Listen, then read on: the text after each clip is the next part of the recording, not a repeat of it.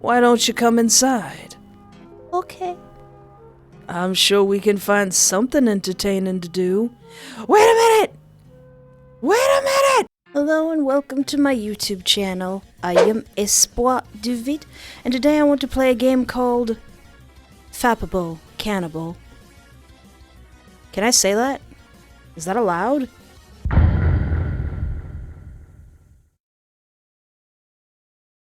You look around your home, taking in all of the furniture and smell.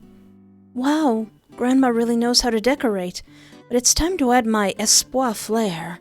Gotta put some Undertale posters here, put some Hatsune Miku posters over there, put some Sailor Moon figures along the fireplace there. Ooh. And do that. Do all of that too. That I would totally do that if I had the stuff to do that. Perfect. You took in your surroundings of the newly decorated home, enjoying the new look that you gave. After a moment, you start to think to yourself, I wonder what I should do now. Well, actually, since I decorated this beautiful, lovely home, why don't I just stay home? Just stay home in it. I'm feeling kinda hungry. Maybe I'll make something for myself. Let's see what Grandma's left for me. You walk over to the fridge and notice that there isn't much food. Checking the freezer, there was a single Hot Pocket, but you make do with what you have. After finishing your brief meal, you let out a sigh of disappointment. The food wasn't all that satisfying. Unfortunately, there wasn't anything else for you to eat, though. I'm sure Grandma has some of those forbidden grandma candies somewhere. Walking towards the trash, your nose caught a whiff of something. Taking a step back, you open up the trash can lid. Right when you did, there was a strong smell of something rancid. Ugh. It was filled with garbage that had been sitting in there for who knows how long. Yuck! That's so gross! Granny! Grabbing the edge of the bag, you pull it out of the trash can and tie it up. You drag the filled-up trash can out to the garage and place it in a bin. Luckily, tomorrow was trash day. Oh, nice. Opening up the garage door, on a very dark and spooky night, you took the trash bin out to the curb. A chill went down your spine as the cool night breeze blew through you. With a shudder, you quickly turned around and went back inside the garage. As you walk up to the door to go inside, you notice it was slightly ajar. You stare at the door, trying to remember. Did you close it all the way when you went out? Entering your house slowly, figuring out if you did or not, there was a sound of shattering glass that came from upstairs. What was that? Curiosity got the best of you, and you went upstairs to see what the sound was.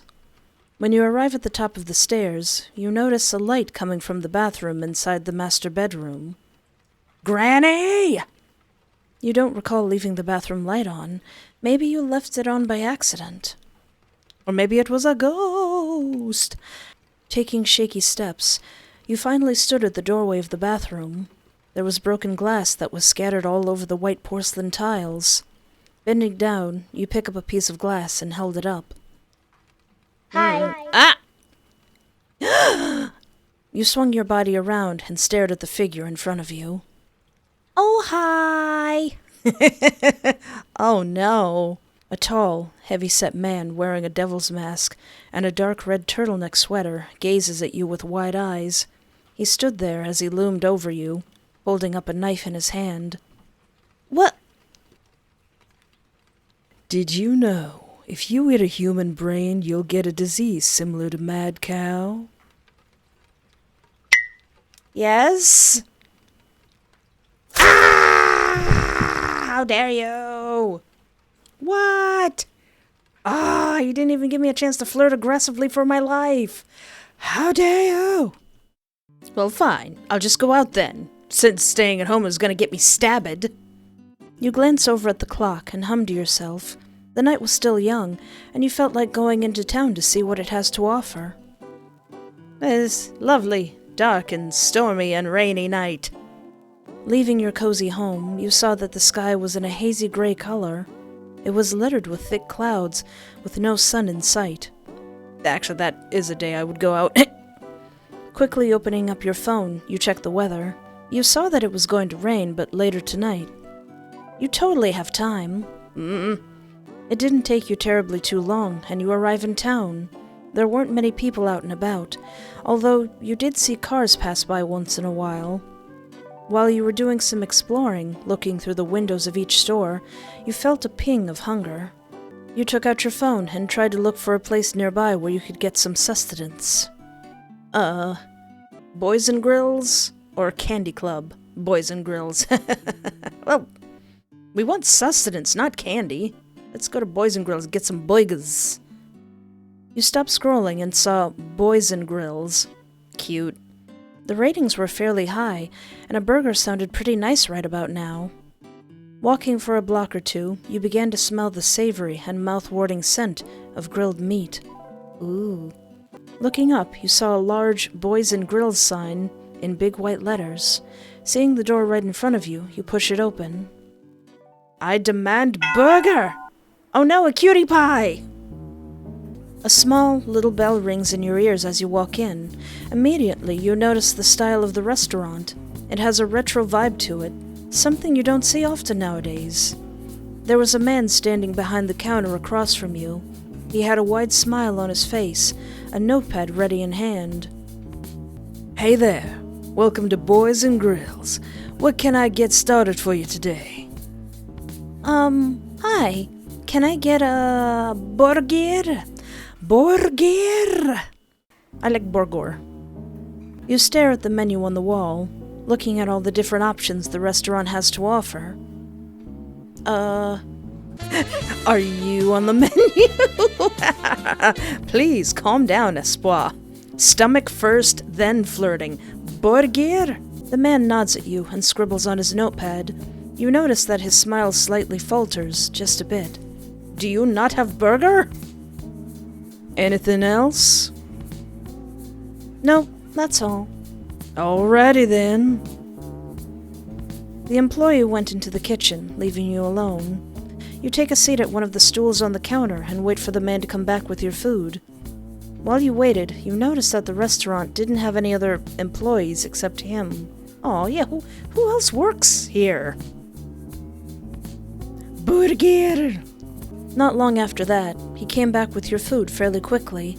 The burger smells absolutely delicious, and you are ready to devour it. Here you go. One burger. Burger. As you are eating, the man starts to converse with you. So, I haven't seen you around these parts. Are you new around here? After dabbing your mouth with a napkin, you nodded him. Yeah, I just moved into my house today. Well, technically, it's my grandma's. I'm just looking after it while she's gone. Ah, I see. Well, let me introduce myself. My name's Bob. What's yours? My name is Espoir. It's nice to meet you, Bob. It means hope in French, as in I hope that you don't eat me. Nice to meet you too, Espoir. You decide to continue on conversing with him.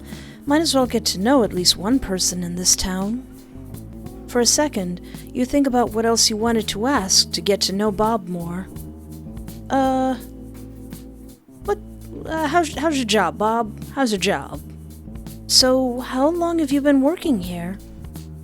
Bob smiles at you, seemingly happy that he was having a conversation with someone. Aww.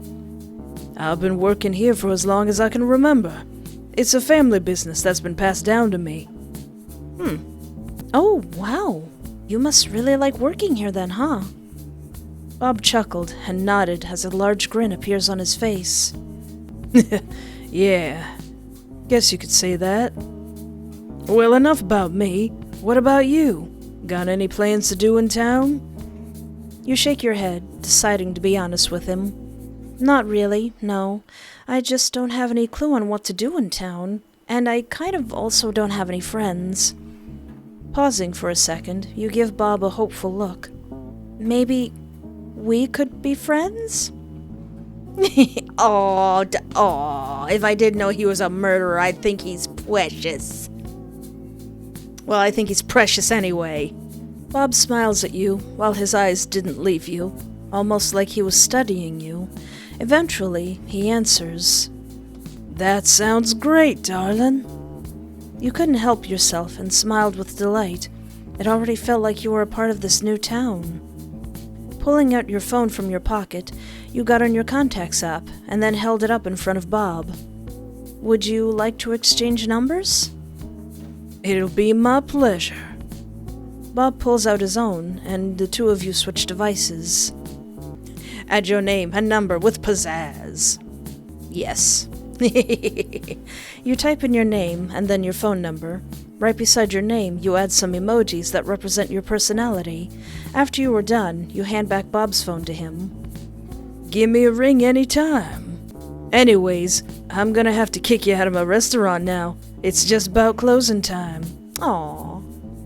Glancing over at the clock, you let out a gasp in surprise. Oh, I'm so sorry. I'll get out of your hair and let you do your thing. You quickly gobbled down your food as you stuck your hand in your pocket, pulling out some money. Here you go. It was nice talking to you, Bob. Oh, and by the way, keep the change. Hopping off the stool, you made your way towards the exit of the establishment. As you were about to pull open the door, Bob calls out to you. Oh, before you go, remember to be safe. Never know who's roaming round town. All right, I'll keep that in mind.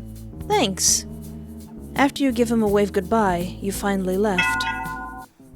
What a nice young man.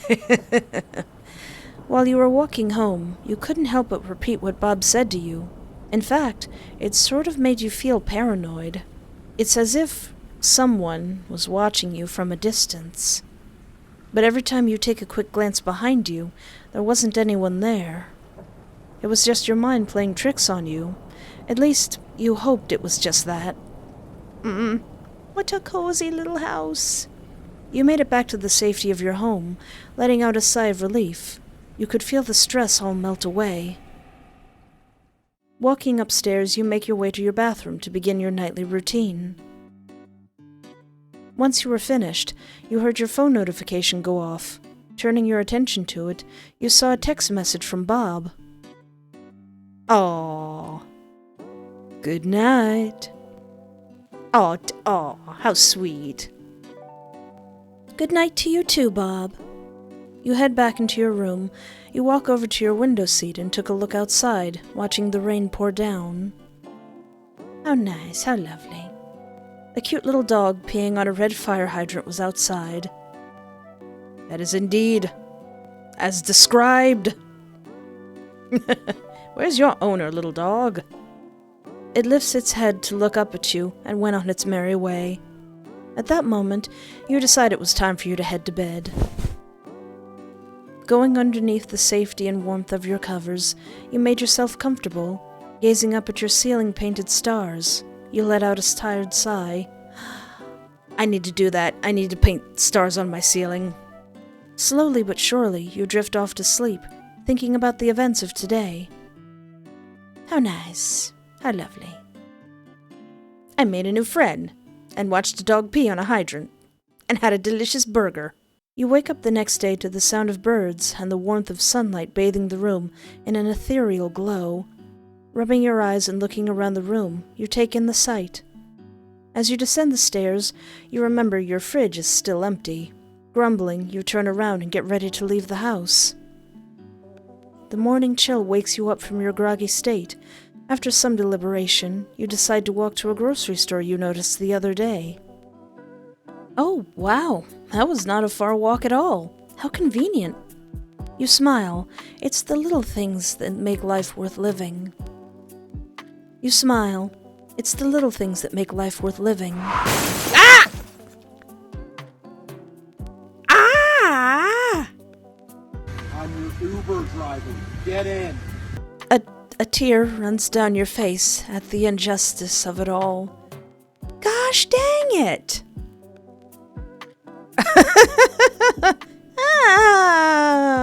My convenience! Whoa, calm down there. Oh, I apologize. I didn't see you there. You clasp your hands together and give them an apologetic look. They do not look amused. Why does the tall one look so on edge?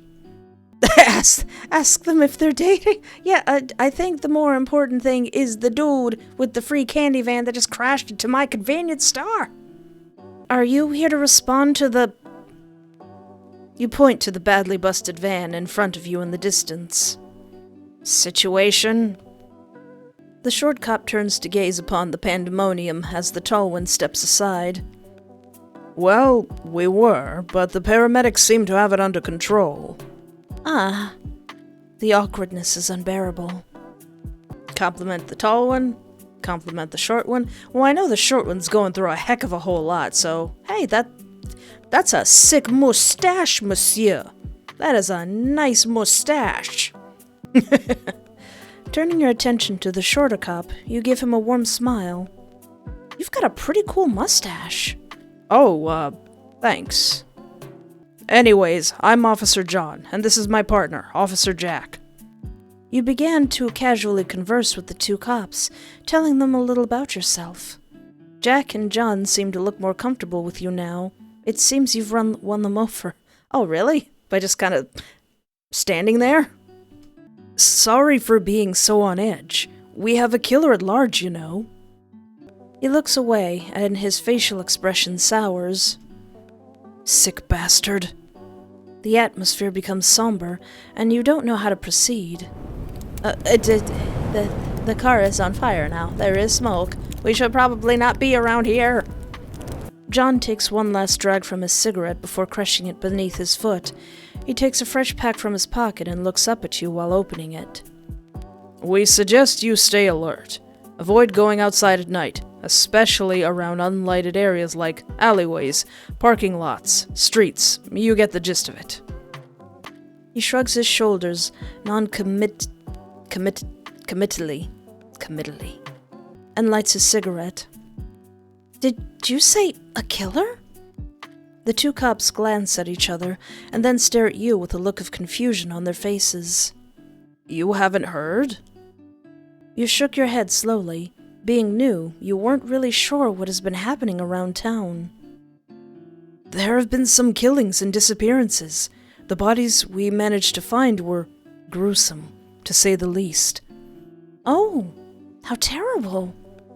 They were dismembered in a way that makes us think it's the same culprit. Any leads are helpful. Here's a number you can call if you get any info that could be of use. You feel for them. They must be really desperate for information. You can't imagine their stress. Searching within your mind, you try to recall any important details or information that could aid their investigation. Nope, nothing noteworthy. John nudges Jack on the shoulder. We've been here for too long. It's time to get back to work. All right, we'll be on our way. Remember to keep an eye out for any suspicious activity. I mean, aside from what's going on behind you. Okay, it was nice meeting you. You wave as they drive away. You stare at the mangled grocery store that is now caught on fire and sigh. Gosh darn it. Guess I have an excuse to try that candy place. It didn't take too long for you to arrive at the candy club. The automatic doors slid open, and your senses were hit with the aroma of sweets and the bright colors of candy. The cheery atmosphere overrides the disappointment from the grocery store situation. Is that a weird cat outside? Hey, buddy. Across from you, standing behind the register, was a man organizing items behind the counter, seemingly unaware of you entering the store. Hi! Oh, sorry, I didn't see you there. How can I help you? Oh, I'm just browsing. Sorry to disturb you. The man behind the counter squints his eyes at you. Are you new around town? You smile bashfully. Is that obvious?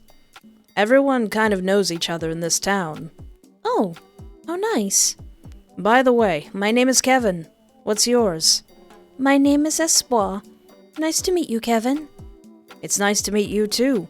Let me know if you need any of my assistance. With a brief nod, you give him your thanks. Taking a look around the store, you browse through the clear, long tubes filled with colorful sweets, along with the shelves lined against the wall. Kevin, do you have Nerds Gummy Clusters? Not sponsored in any way, but I love those things. After some browsing, you realize everything is a bit out of budget. Kevin, noticing you're having difficulty choosing, walks up to you. Hey, need help making a decision? No, I'm just looking for the Nerds Gummy Clusters! You jump slightly and turn to look at him sheepishly. Not exactly. I'm sort of short on money at the moment. You giggle awkwardly. The man gives you a sympathetic smile. You know, if you need a job, we are hiring. Kevin points at the flyers stuck on the door behind you. There's some information on that flyer over there. If you do work here, you get some nice discounts on all the candies in the store. Although, some of the kids are kind of annoying. Thank you so much. That sounds perfect. You smile brightly, unable to contain your excitement. What could be better than discounts on candy? Kevin staggers back and raises his hands, overwhelmed by your enthusiasm. Well, the job isn't great, so don't get your hopes too high. But I'd be happy to have you on board. Can't wait to get started. You wave Kevin goodbye. As you leave, you see the ad about a new position on a tear-off flyer. Ripping one off, you place it in your pocket and walk home. What a nice day. What a lovely day. Entering your house, you make a beeline towards your kitchen, but you have to stop in your tracks when the sickening stench of rancid trash invades your senses. Ugh. Mortified, you pull the bag from the trash can and drag it into the bin outside. Returning to the kitchen, you hesitantly open your freezer, fearing the potential horrors lying within. Fortunately, all it contains is a single freezer-burnt Hot Pocket. Oh. After your underwhelming dinner, you can't help but compare it to the much better meal you had at Boys and Grills the night before. You think about texting him. After some deliberation, you pick up your phone. I'm gonna compliment his cooking.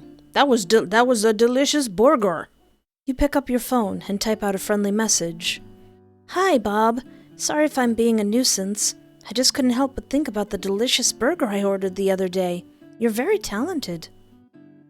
Setting your phone on the couch, you stand up to go to your room to finish unpacking. By the time you finish, it's dark out, and your body is exhausted. You sigh and get ready for sleep.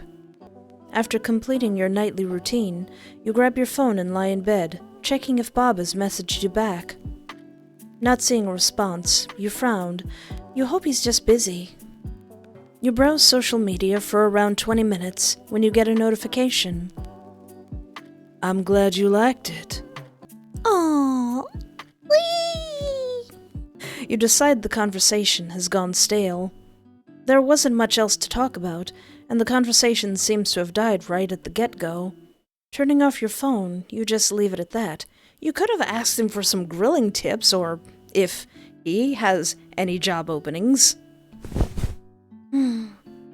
Closing your eyes, you think back to the last couple of days here in this weird little town. You met some odd but interesting people along the way. Unable to help yourself, a small smile creeps up on your face.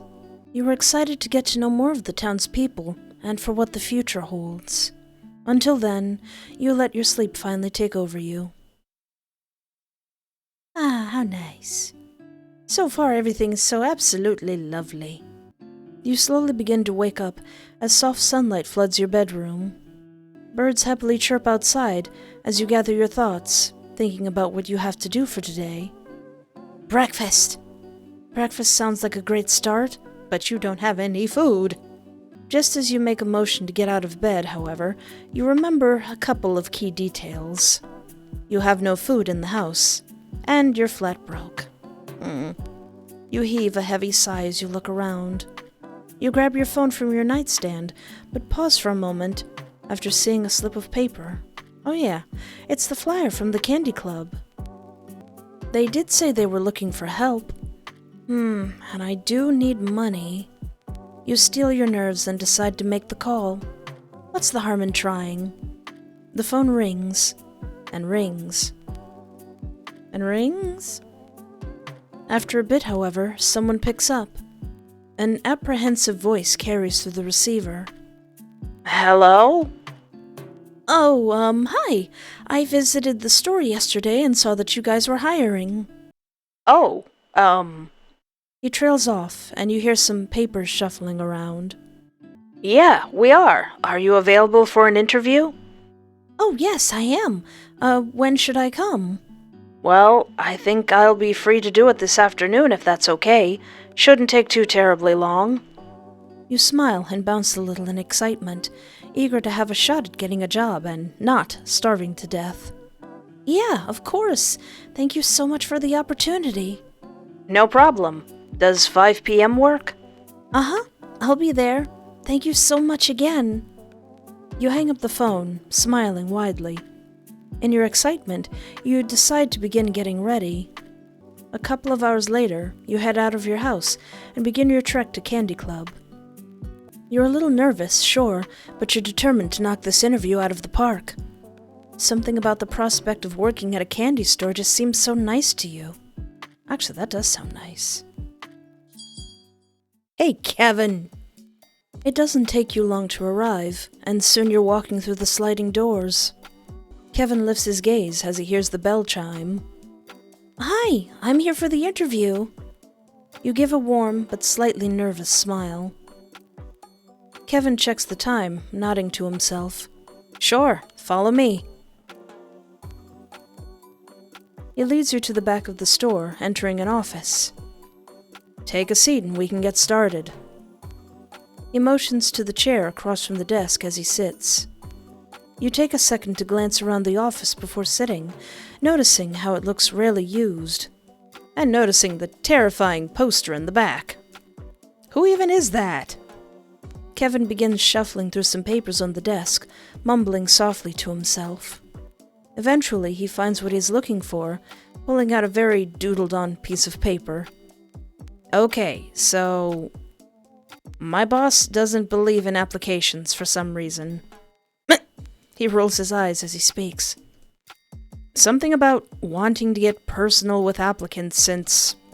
He puts on a goofy voice, seemingly to mock his boss. Here at Candy Club, we're a family. You see him visibly grimace at the thought and shake his head. So your boss thinks we're a family? No, thank you. I'll be on my way. Goodbye. That's a red flag right there. Anyways, I'm kind of required to ask these, questions. Uh-oh. So please bear with me and just try to answer honestly, okay?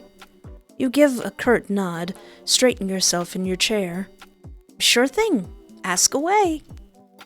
Kevin clears his throat, reading off the paper, rather uninterested. Do you have any customer service experience? Yes, I do, unfortunately. Oh, perfect then. Good to know you're well versed in the joys of talking with customers. He skims over the paper again with a quiet hum. Okay, I would ask this next one, but I already know how you heard about us. He skims down the paper with his finger, continuing to read. Do you understand ladder safety? Is it anything over 3 steps and you need someone with you? You pause, a little caught off guard. That certainly is an interesting question for so early in the interview. Kevin sighs lightly. Sorry, I know, it's a little odd. You shake your head. It's okay. I do, though, for what it's worth. Kind of common sense, though, isn't it? Kevin gives a dry laugh, seemingly devoid of humor. You would think so. But I have to ask, after the incident. Before you can question the existence of the incident, Kevin speaks up. Anyways, he goes back to reading. What's your favorite candy? Nerds Gummy Clusters. But if I had to choose, I would choose chocolate. The kind that's in my mouth. I like chocolate, yeah. Kevin shrugs a little. That's kind of the answer most people choose, so I get it. Okay, last question. He rereads the paper and suddenly heaves a heavy sigh. Aw. He begins reading in quite possibly the most exasperated tone you have ever heard in your life. What's the best thing to wear to work? Your uniform, a smile, or a good attitude? Smile. Kevin sighs. He seems to do that a lot. Poor guy. Yep. He leans forward in his chair slightly. But between you and me, you only need to smile when corporate comes around. Kevin drops the question paper back onto the desk, clearing his throat. Okay, so I'm gonna be real for a second. You had the job pretty much the moment you showed up. You perk up at what he says, smiling. Wow, that's a relief. You give a nervous laugh. That's also a red sign. Get out of there. Run! Run, Espoir, run! Hiring you on the spot? Yeah, that's also a job red flag. I was stressing about it the whole time, to be honest with you. Thank you so much. Don't mention it. Can you start tomorrow? You nod excitedly, standing from your chair. Yes, of course. Kevin nods as he grabs a pen and a pad of sticky notes from a drawer on the desk. He scribbles some numbers on it quickly before holding it out to you as he gets up. Here's my cell, just in case you need anything. I'll see you tomorrow at 9 a.m. You take the paper from him, smiling widely. Thanks so much again. See you tomorrow. You leave out of the office and head back to the front of the store. Uh-oh, it's dark. As you step onto the sidewalk outside, you can't help but give yourself a pat on the back. You aced the interview, and possibly even gained a new friend in the process. Man, I'm good. I'm gonna have so many friends! You begin to head home with a new spring in your step, daydreaming about what you do with your newfound income. So cozy.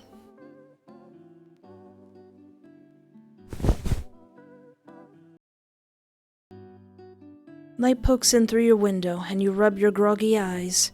There's a rather big day ahead of you. Your first day of work. You're very excited. And probably hungry, because I don't think you've eaten in 3 days? Rolling out of bed and grabbing your phone, you turn off the alarm. You check your phone for notifications. No texts or calls. Where's my grandma? Man, you really need to make some friends. Setting your phone aside, you feel anticipation bubble up within you.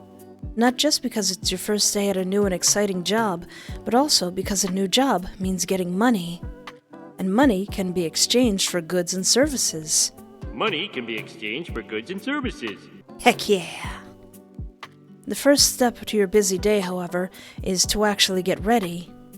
After you finish your bathroom routine, you ditch your pajamas for your new work uniform. Once you're all dressed, you head downstairs. Stepping down onto the carpet, you feel your stomach growl. Breakfast sounds pretty good right now. Unfortunately, just as the thought appears, you remember that there is nothing in the fridge or pantry. Not even any beans? You need to learn how to make some rice, girl. Oh yeah, that's another important reason for having this new job. Food. Seeing as there is nothing to satisfy your hunger here, you decide to head out. The further you walk, the harder it is to ignore how hungry you are. Your stomach growls more as you sift through the fog heavily misting the sidewalk. Seeing that you're not going to get any less hungry, you weigh out your options for breakfast. You pause, noticing a coffee shop across the street. You knew it was there, but suppose that you'd never looked at it long enough to register it. It seems inviting, though, with cute window art and a soothing glow. You could even hear muffled music coming from inside. I could stop by for a quick bite, or I could see if something's at work. What should I do? Well, as nice as that would be, you really don't want to be late for your first day of work. We'll come back to that. Well, it is your first day of work, after all, so that means that you should probably make a good first impression. Besides, it's a candy shop. Surely there's some extra candy or expired leftovers you can snack on. You continue down the sidewalk path to work. You finally make it to work. Adjusting your work hat and shaking off any nerves, you step inside. The sliding doors slowly whir shut behind you as you notice Kevin prying open a box. He glances up at you, his eyebrows raising. "Oh, Espoir, you showed up." "Yeah, of course. Why wouldn't I?" Kevin shrugs, getting the box open and organizing the candy boxes inside. "You can't ever be too hopeful, you know." "Aw." You want to say something, but you aren't sure what. You watch him slide various boxes of licorice and gummy candies into glass cabinets as he continues. "Anyways, you're a newbie. I'm not gonna make you do anything crazy to start. So, do you think you can run register and greet customers?" You nod enthusiastically, flashing a thumbs up. "Yes, I'm ready." "You sure sound ready." He breaks down the candy box, snorting to himself as he pushes open the back door. "I wonder how long that will last." "No." Ignoring his comment, you stand proudly behind the register, waiting for any early customers. You adjust your bow tie, wanting to look your best as you wait. And wait. And wait. As you stand behind the counter, you can't help but suddenly become acutely aware of how empty your stomach is. Oh yeah. But candy was nowhere near as filling as you'd like it to be. God, you were starving. Turning to Kevin, you sheepishly clear your throat. You wouldn't happen to have something to eat here other than candy, would you?" Kevin pauses his actions briefly before placing the candy he was putting away down. "I have my lunch I brought today, I guess. Why?" You feel a twinge of hope run through you. Well, I kind of, skipped breakfast this morning." You admit rather awkwardly, shrugging, "And probably the morning before that, and the morning before that." "I wanted to make a good impression and get here on time." Kevin stands still, just watching you for a moment, before letting out a laugh. "Oh, you do not have to try that hard. I know I wouldn't. But yeah, sure, you can have some." Your coworker disappears into the break room for a moment, before coming back with a brown paper bag. "I'll take it." Setting it on the counter, he opens it up and takes out a plastic bag containing a sandwich that looks interesting, to say the least. Is that peanut butter pickle? I mean, if that's your preference. I say try everything twice. Opening the top, he holds it out to you, motioning for you to take it. You oblige and thank him before trailing off, inspecting the sandwich in your hand. "Oh, peanut butter?" Kevin nods. And pickle. "Oh, I mean, if you're starving." "Oh, wow. That sure is an interesting combo." You hesitantly raise the sandwich to your lips, giving one last cursory look up to Kevin before taking a bite. You chew slowly. Is that a thing? Is that actually a thing? A thrifty and unacknowledged American classic. The vinegary snap of the pickles tempers the unctuousness of the peanut butter, and it's an unusual pantry sandwich for when lunch and meat leave you cold. Okay. I like peanut butter, kind of. I really like pickles. I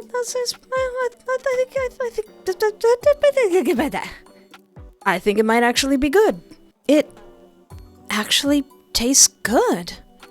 Kevin looks at you expectantly. Well, how is it? You look back up at Kevin, eyes wide. It's really good? Kevin laughs a little. You sound surprised. I mean, I kind of am. I did not expect it to. I'm going to be honest. Kevin smiles a little, shrugging. Well, maybe I'll share some more sometime. You definitely wouldn't be complaining. I might have to give it a try one day. After a rather interesting breakfast, you try to keep your mind busy to distract how slow the store was. However, your daydreaming was cut short when you heard the sound of the store's bell chiming. Here comes the boy. Hello?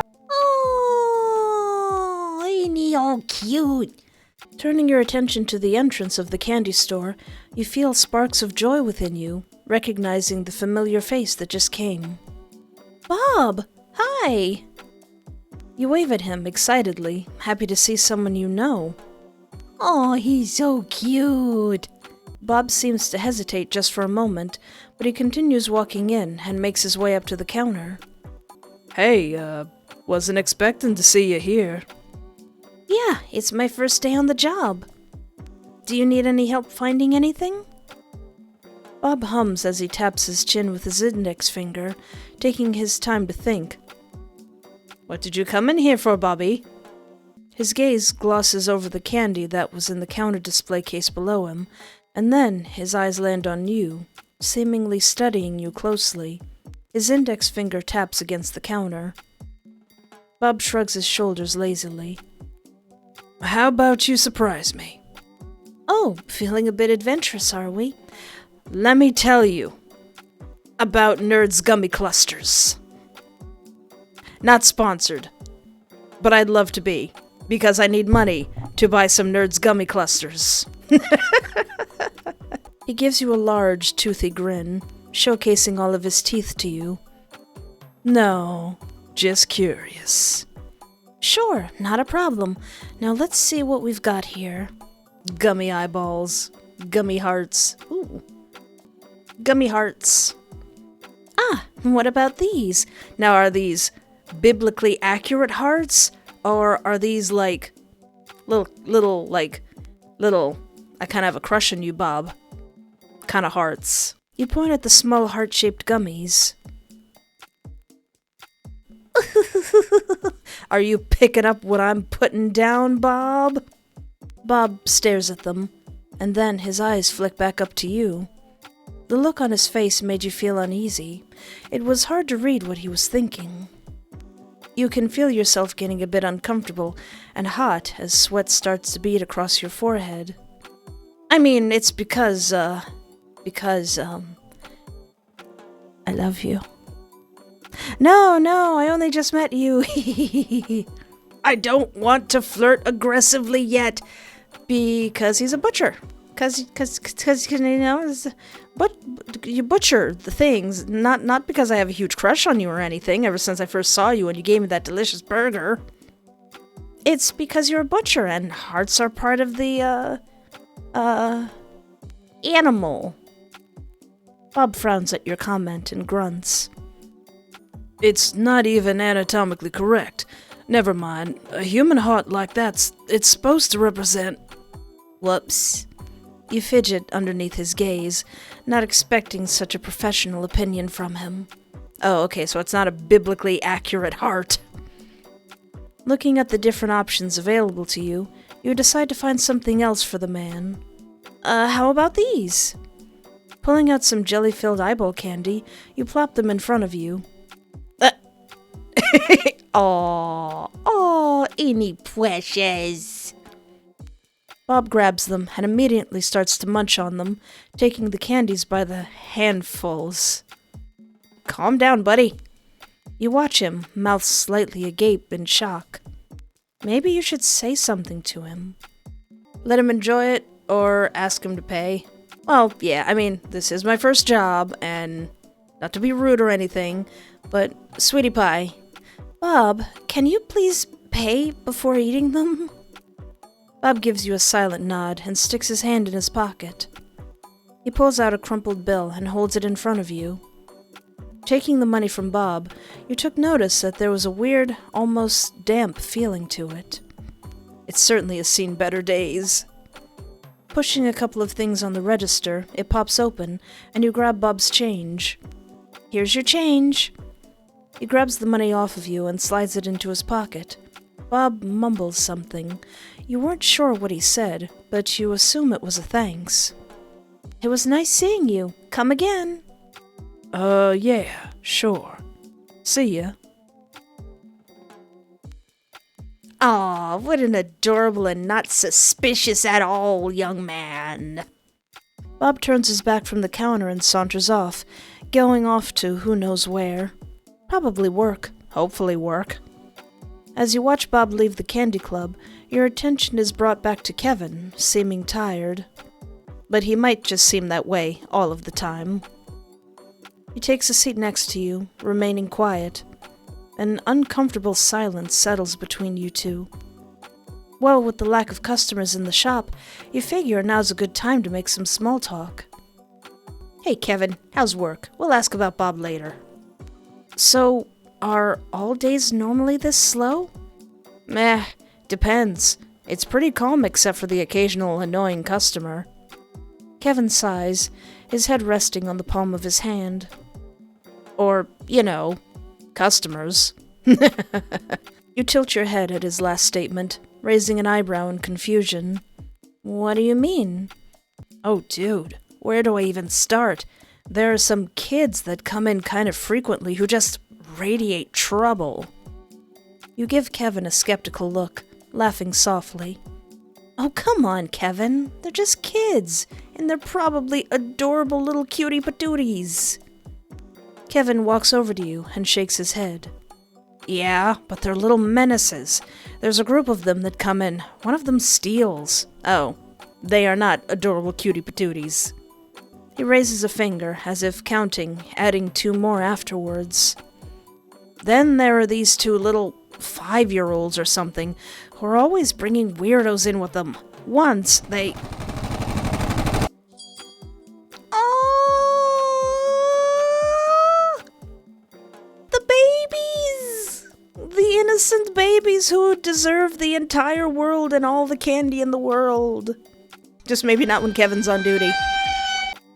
Your conversation with Kevin is then interrupted by the sound of the bell coming from the shop's entrance. Both of your heads snap at the source of the noise, seeing 2 little kids giggling obnoxiously as they enter the store. Oh, Kevin. Poor Kevin. Kevin's eyes widen, and he begins to panic. Oh, you rest, Kevin. I'll take care of this. Oh, he's had such enough. Quickly grabbing your shoulders and speaking quickly in a hushed tone. Espoir, you have got to take care of them for me. Please. I absolutely cannot handle them today. Just give them whatever and get them out of here. Okay. You barely have time to register what he's saying before he's gone in a flash, the door to the storeroom slamming shut behind him. You slowly turn forward, looking over the counter as the children approach. Are they like 5? Oh, the precious bit. The most precious babies in the entire world. The smaller of the 2 is wearing a skeleton onesie, his look completed with white Halloween face paint. The other is on the chubbier side, wearing a bright pumpkin mask and suit. So what if 2 little kids in Halloween costumes decided to swing by? Kevin has to be overreacting.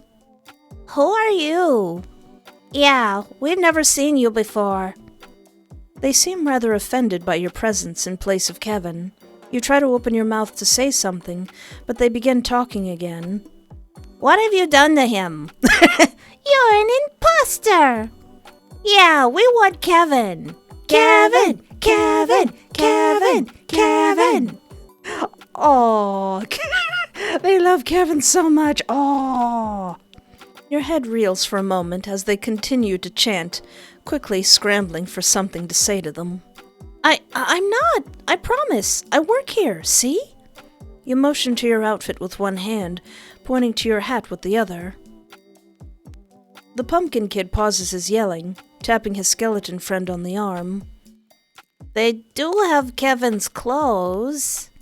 The skeleton kid stops his yelling as well, mulling over his newfound information as he taps his chin. Oh, yeah. You breathe a sigh of relief. Yeah, there we go. See? Everything's okay now. The kids nod, their moods seemingly lifting. Good. So, since Kevin is, unfortunately not here, I'm gonna help you two. Is that okay? The pair exchange glances before looking back up at you. I guess that's okay. The pumpkin boy nods vigorously in agreement, still a little dejected at the fact that Kevin would not be serving them. However, candy is candy, and it seems like they are going to be happy no matter who it comes from.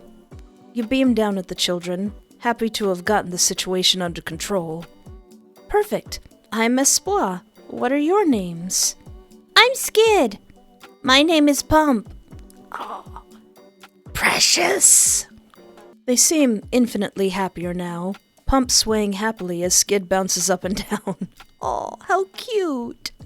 What lovely names. Now, what can I...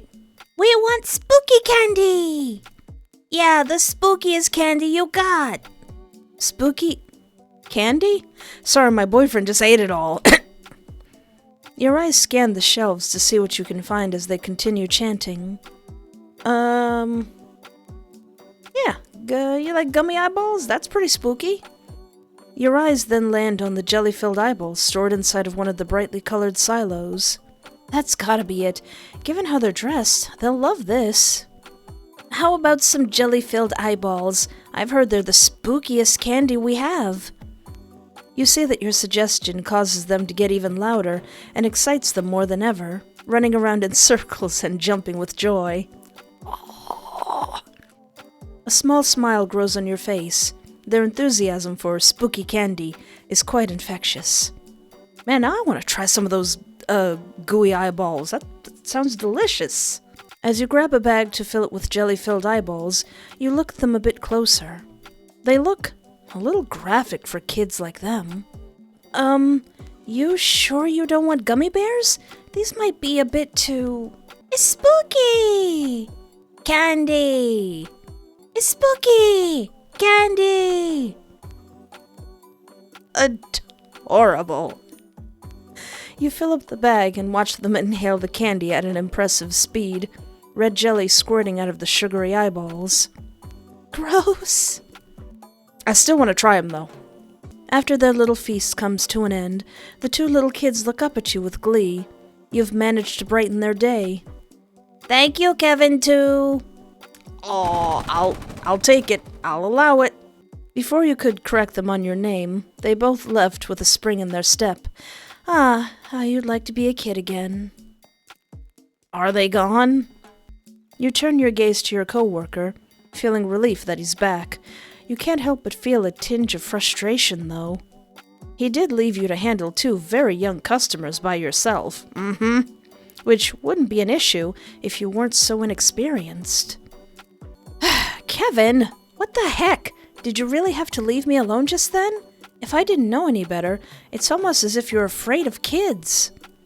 Kevin stays silent for a moment, his eyes devoid of any emotion. Just them. Do you want to talk about it? He shivers, shaking his head. No.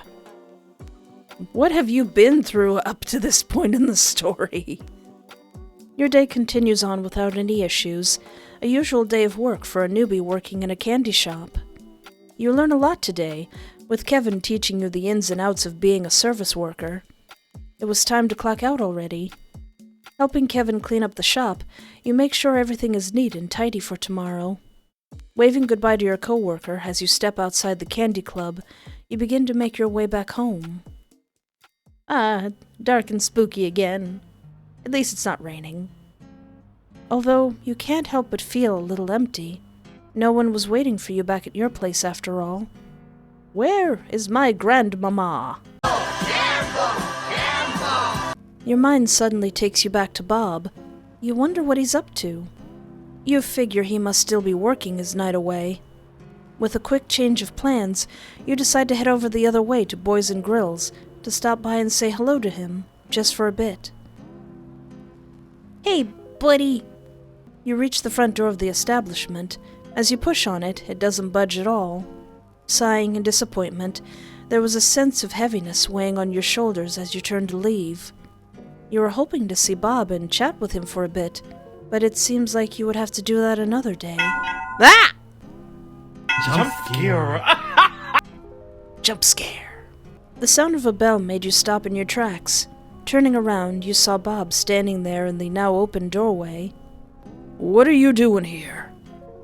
I just wanted to stop by and see my favorite cook. Bob's lips curl up as the corner of his eyes wrinkle. Cute. Aw, is that so? Well, why don't you come inside? Okay. I'm sure we can find something entertaining to do. Wait a minute! Wait a minute! Oh, okay. You mean just like chilling out, right? Actually, this is kind of romantic. Just me and you in your shop after hours, just hanging out. He steps off to the side, inviting you in. Giving him an appreciative nod, you take a step inside. You made your way up to the bar counter, grabbing a seat at one of the red-colored stools. I'm in the middle of closing up shop, and I got the grill clean, so I can't serve you food right now. Aw. Oh, I'm sorry. I don't want to be in the way, then. I should leave you to— No! Okay. Bob stumbles over his words, but he is able to recollect himself. I mean, it's fine and dandy. It doesn't bother me none. Bob. Bob crouches behind the counter and pulls out a pair of black nitrile gloves. He snaps them on his hands while his eyes never leave you, and begins to breathe a little harder. A little louder. Bob. Maybe a little too excessively loud. If you like, you're welcome to stay as long as you like. Okay. Really? Well, thank you. You're the best. There's no alarms going off right now, Espoir, in the game? Oh, it's not a problem.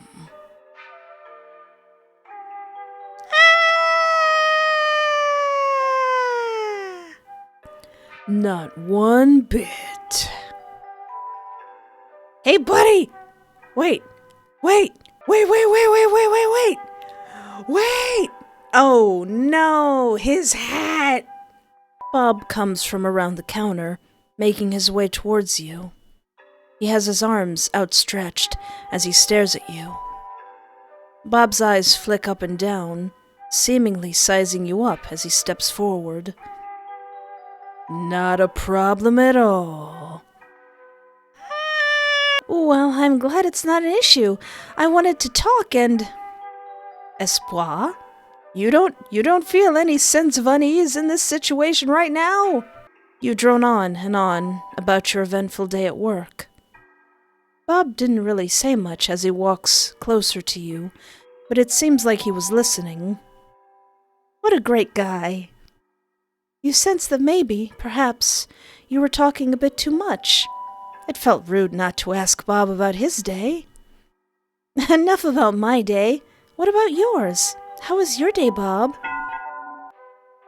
Before he could answer you, the door to the diner bell opens, sounding the bell. Phew! For a second there, I thought I was gonna get got. Uh-oh. Are you sure you left it in here? We need to get back to work. Yes, I remember. You heard Bob utter a curse under his breath and walks back behind the counter again. You notice that he seems a bit perturbed. Possibly because he wasn't expecting more customers to come in. Is there anything I can help you two officers with? John shook his head as he held the half-smoked cigarette between his fingers. We're just here to look for his wallet. In the meantime, Jack was digging his hand in the cushion of one of the booths. I know it's in here somewhere. John groans, holding the bridge of his nose. You could tell his patience was running low. You sure it's here? Yeah, I'm 100% sure. Aw, Bob, aw. While the two cops began yapping at each other, you took a peek at your phone screen and saw what time it was. It was really late. As much as you enjoy your time with Bob, you need to get going. You could feel the grogginess growing heavier in your eyes. I should head home. It's getting late. I don't mind. You should stay longer. Besides, you just got here. You give him a tired chuckle. As much as you'd like to, it felt like you could fall asleep at any moment. I appreciate the offer, but I really do have to get going. Hopping off the stool, you walked to the front entrance and opened the door. Before you left, you turned to Bob and waved at him. Have a good night, Bob. Thanks again. I'll talk to you later. See you. Aha! Found it! I told you I left it in here. John rolls his eyes as he shakes his head. If your head wasn't attached to your shoulders, you'd lose it. The two officers start to bicker with each other again as they left Boys and Grills. Although, as you walk further away, you weren't able to hear anything except for a few snippets of their conversation. Finding it humorous, it got a small chuckle out of you. During your journey back home, you couldn't help but feel delighted that you were able to talk to Bob, even if you didn't get to spend a lot of time with him. But it still made you happy that you were able to see him again after work. You have to admit, though, there was a slight off-putting feeling you have in your chest when you thought back to what Bob was doing before the cops came in. Yeah, slightly off-putting is kind of an understatement. Maybe start calling an ambulance, but not for me. You didn't put much stock into your thoughts. Brushing them off, you just let yourself enjoy the late-night breeze, looking forward to the comfort of your bed. Not too long after, you made it home. Oh, so sweet. Oh, so very cozy. You were so ready for sleep. Going through your nightly routine, you threw on some pajamas and made a beeline to your bed. Shuffling into the mattress, you allow your sleepiness to take over, drifting off into a deep slumber. Ah, how nice. Pretty peaceful, actually. I thought I was going to be dead, like, at the end of the second night, but no, it's pretty nice, actually. After a week of bagging candy, ringing up customers, and keeping those excitable kids away from Kevin, it's payday. All that financial paperwork with the boring ins and outs of wiring and e-checks would finally be worth it. And upon checking your bank account, it was. I have money! I won't starve! What have you been eating all this week? Have you just spent the week consuming dew off of a ficus? A part-time salary, and all of its mediocre glory. Okay, hopefully your check went through. Based on the way you're staring at your phone, I assume it did. Oh, yep. I'm probably going to head out soon, if that's cool. Go ahead. Your shift is over anyway. Kevin shrugged slightly. I never stay a minute longer than I need to, so neither should you. Like anyone who sees a decent amount of money for the first time in a while, nothing sounds better to you right now than spending some of it on groceries. What if I got some food? You hadn't treated yourself out lately, so it seems about time that you got some good grub. But not too good. You're working on a decent budget, but not a steakhouse budget. Mulling it over as you put away your name tag and hat, the perfect middle ground option comes to mind. The mall food court. Bye, Kevin. See ya, Espoir. You turn to walk outside, but pause. Wait, maybe I should invite someone to go with me. The mall seems like it'd be more fun with someone else. You could invite Kevin. He's working until closing, but maybe he could close up early. Your phone also itches in your pocket for you to invite Bob. It's been a while since you two have hung out. I want to hang out with Bob! Sorry, Kevin. Hopefully Bob isn't working as well. Kevin's going to be too busy with work, so it's probably best not to ask him. Besides, Bob sounds like he'd be fun to go out with. You open your messages with Bob. It would be nice to hang out with him outside of your respective workplaces. You press call on his contact as you walk outside, your phone chiming in wait.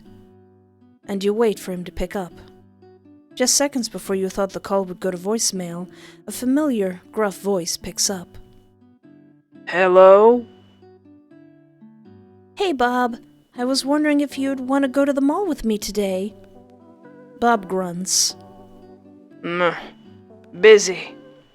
You just have to say that you're fine when you're not really fine, but That's fine. That's fine. You're a little taken aback by his sudden answer.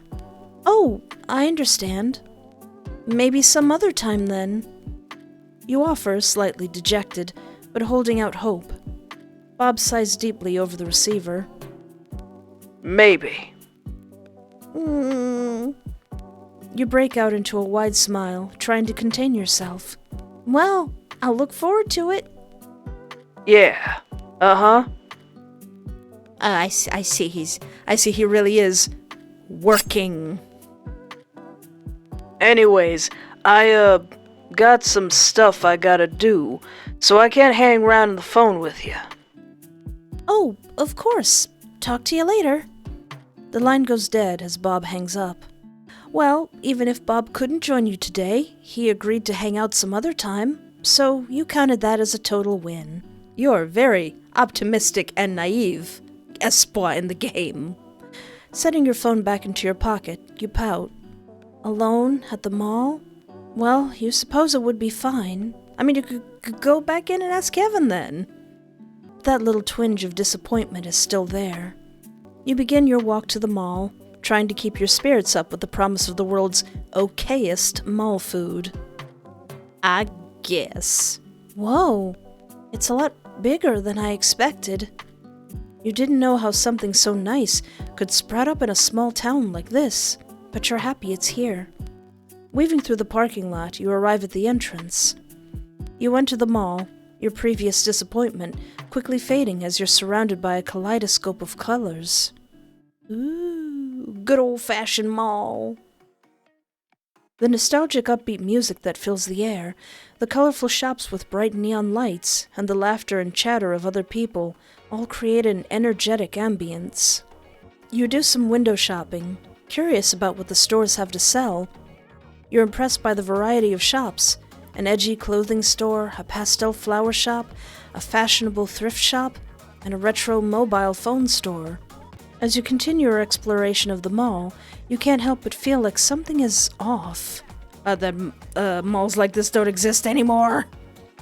Your stomach grumbles at the exact moment, however. It's probably just the hunger getting to you. You head to the food court, already thinking about what you're going to order.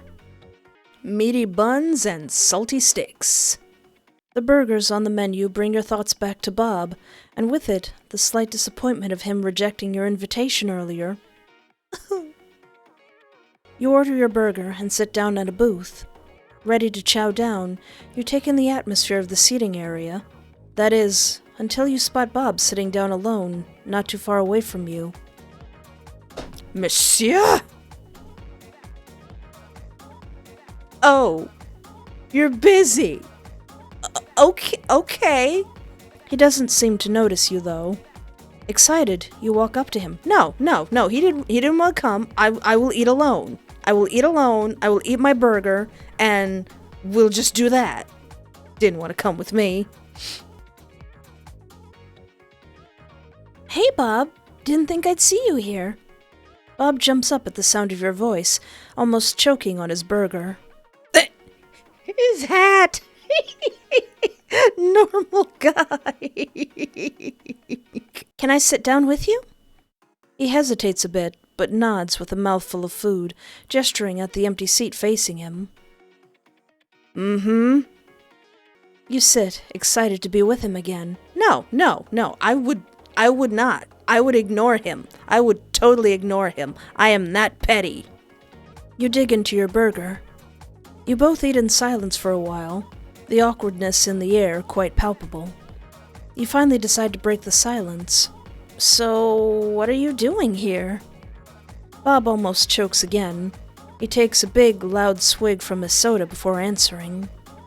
You see sweat starting to pearl on his forehead. The man glances around the food court. I wanted to surprise you. You immediately break out into a grin. Espoir in the game is grinning like a moron. Meanwhile, I'm behind her fuming like, didn't want to come with me, huh? Alright, that's fine. Aw, that's so sweet of you. He doesn't answer. Instead, Bob stares at you, his face hardly changing. I hope I didn't ruin his surprise. You both finish your meal, your hunger for food and company now satisfied.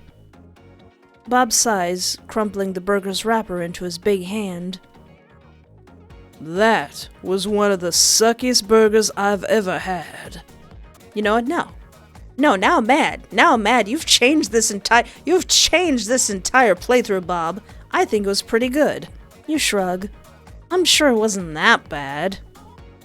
Bob scoffs, rolling his eyes. Yeah, I make burgers all day, and I can tell you, it was that bad. With a hum, you take a look around the mall. You want to see what else the mall has to offer. Also, I just enjoyed a pickle and peanut butter sandwich. I think I can take a mediocre mall burger. So, is there anything else to do around here? Bob narrows his eyes a bit. He seems to be thinking about it. There's an old arcade here, I guess. Oh, really? I want to check it out. That could be fun. Do you want to come with? Bob's gaze flits everywhere, and then back to you. He was dithering about his decision. Although, it seems like he found his answer.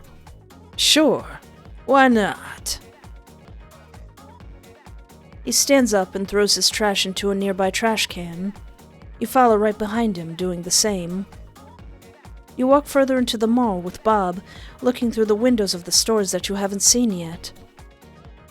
It doesn't take long before you start to hear the sounds of games, all playing their own sound effects. Ooh. So long, Gay Bowser! Gay Bowser. Gay Bowger. Well, here we are. Ooh.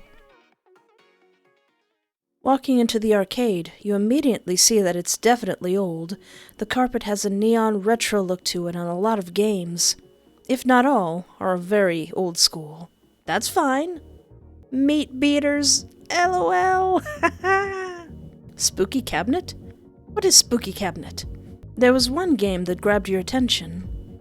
The art on the machine was rather interesting, featuring a skeleton on it. It was definitely screaming, "I am a horror game." You walk up to the cabinet, reading the name. Corpse Core. This looks pretty spooky. Oh, this? It's alright. Oh, we're gonna play Corpse Core together. You put some money into the machine, and a loud, scary ambience begins playing. As you play the game, you can't help but jump every time something pops up on the screen or runs up to your character. You don't get very far into the game, considering you close your eyes half the time. Aww. Jeebus. Bob, however, seems completely unfazed. Aw. After the game over screen appears, you feel some relief. So, what do you think? I already know that I don't like those kind of games. My accuracy is really bad and I don't like stuff running up to me. Horrifying. I thought it was scary. You huff slightly, looking up at Bob. There were so many jump scares.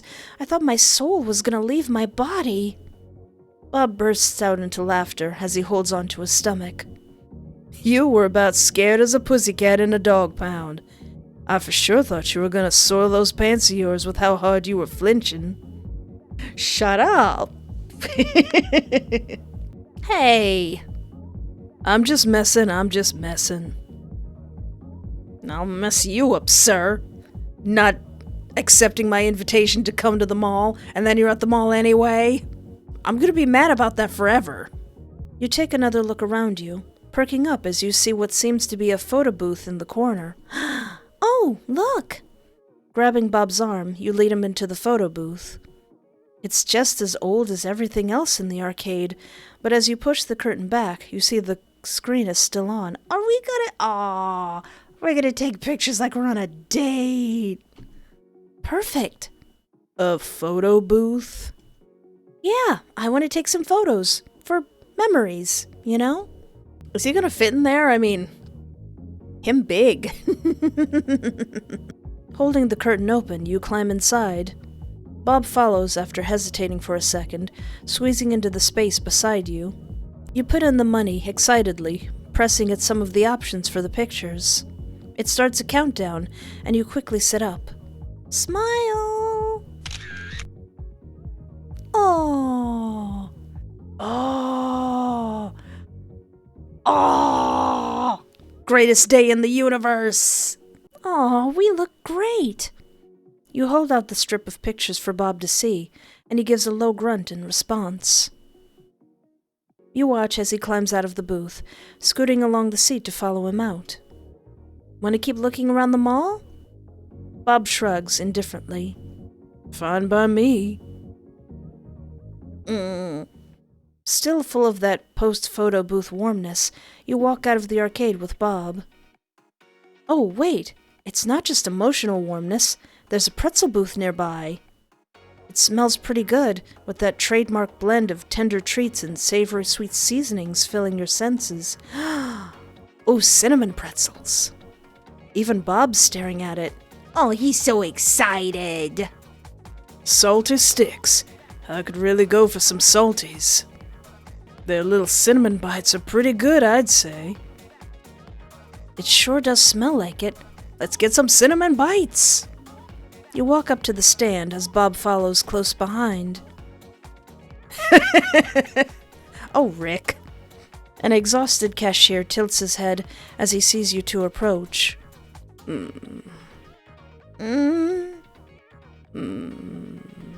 Hello, You glance at his name tag. Rick? Did this guy fall asleep with his eyes open or something? You try to make some small talk to lift his spirits.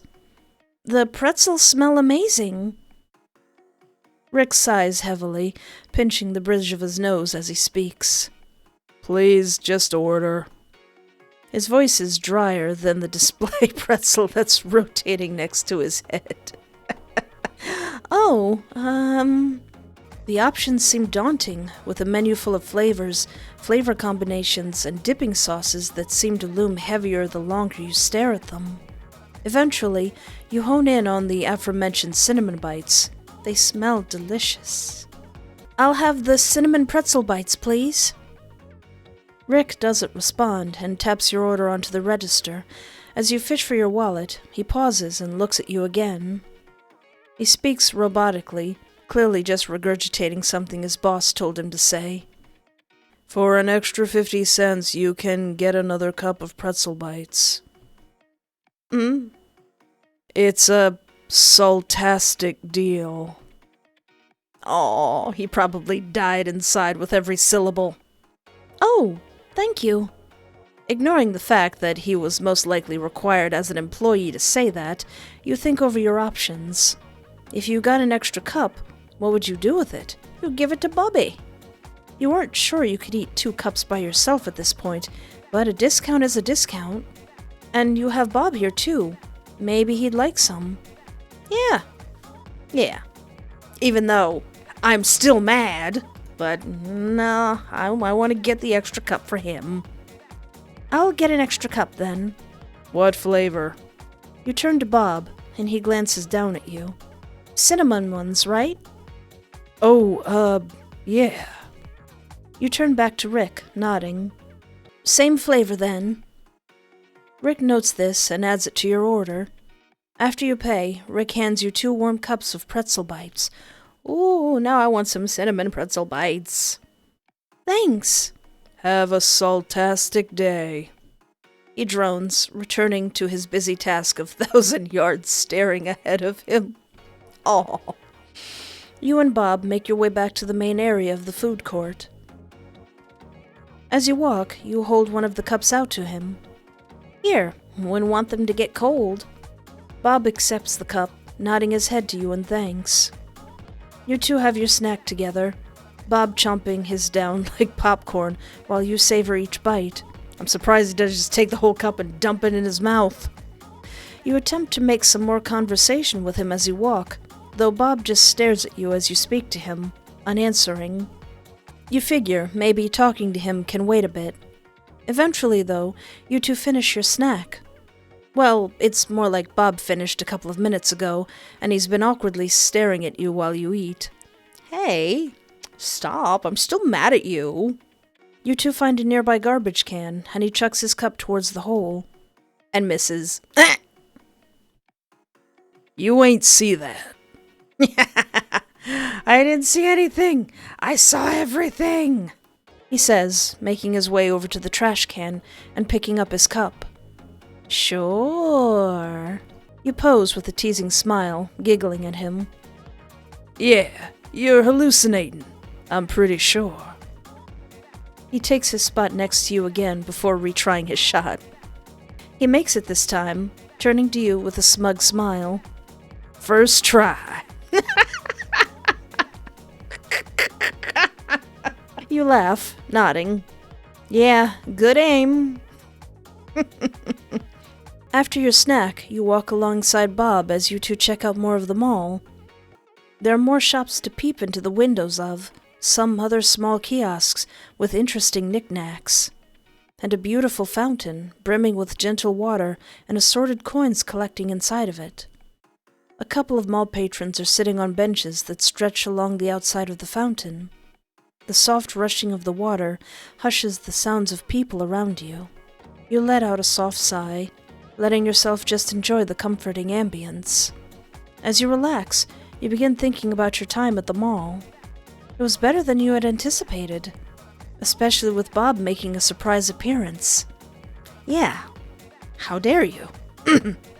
You could have called me back and said, "Oh, I'm done doing my errands and being busy so I could meet you at the mall." But no, I'm just gonna show up anyway, knowing that you're already at the mall.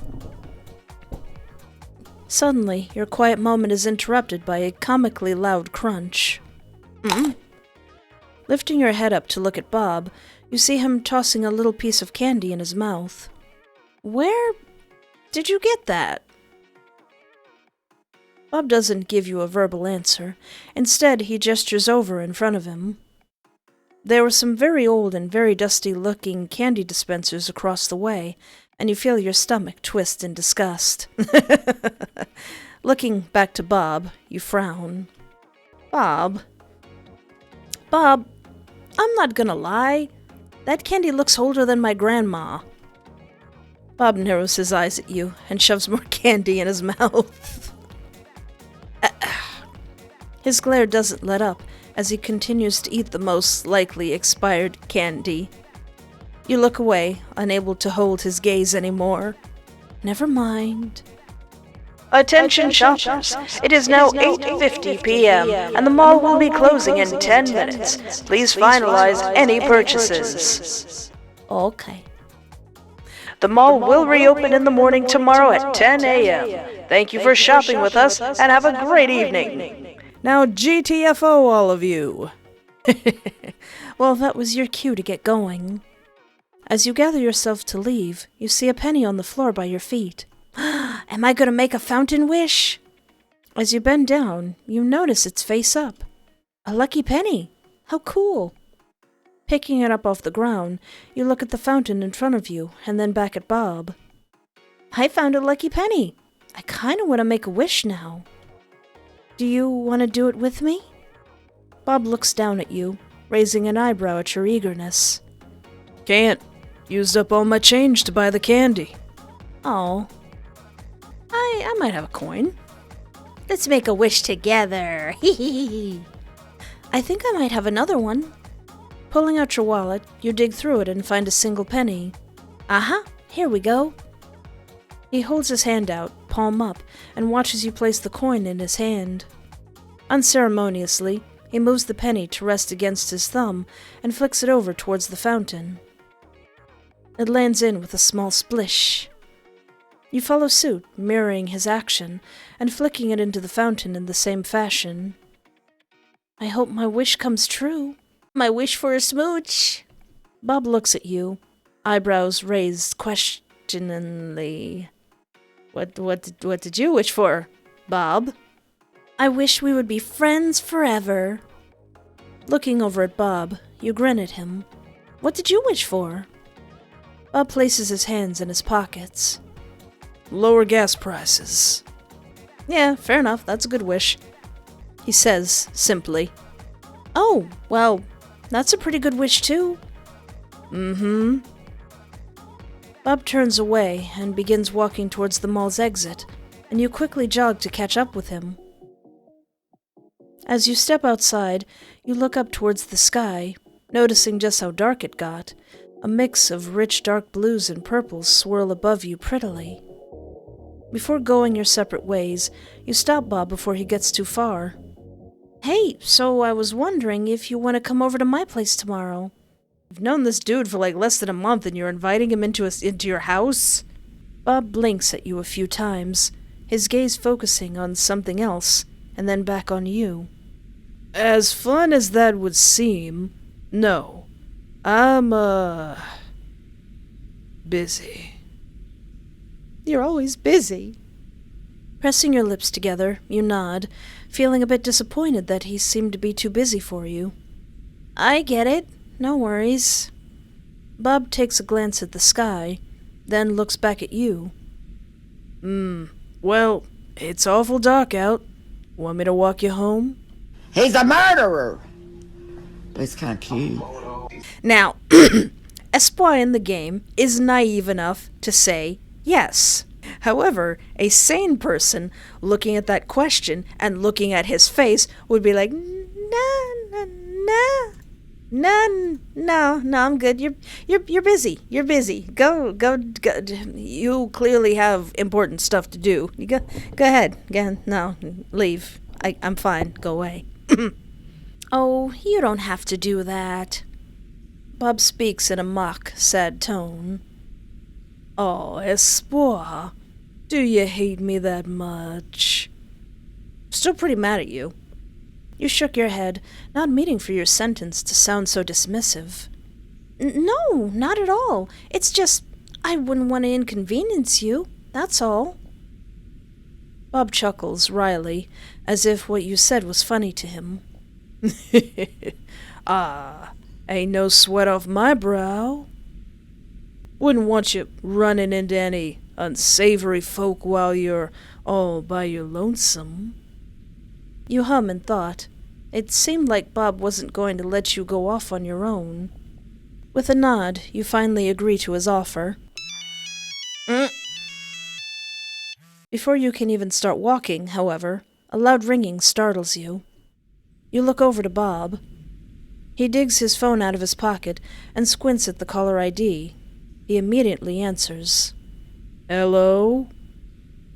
You see Bob's face become increasingly more annoyed by the second as he listens to whoever is on the other end. Are you sure? Can't I just do it later? Fine.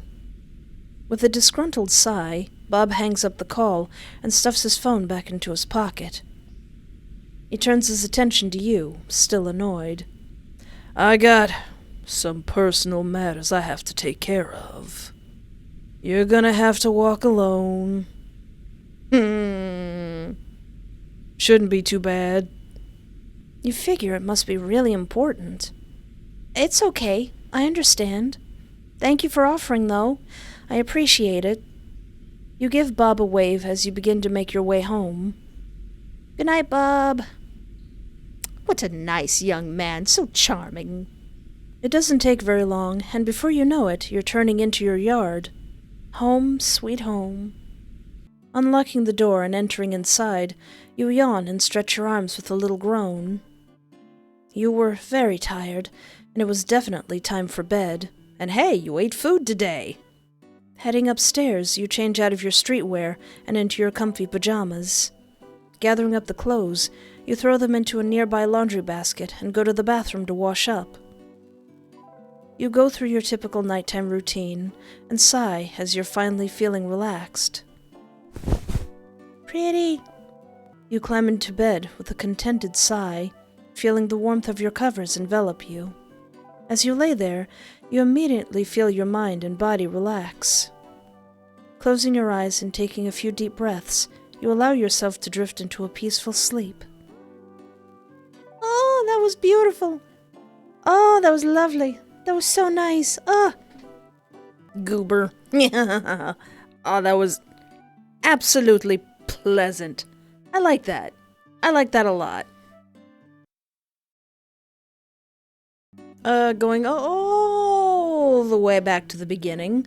Does anything happen if I go to eat at Candy Club first? You decide to head to the Candy Club. Not really food to satisfy your hunger, but you did want some candy right about now.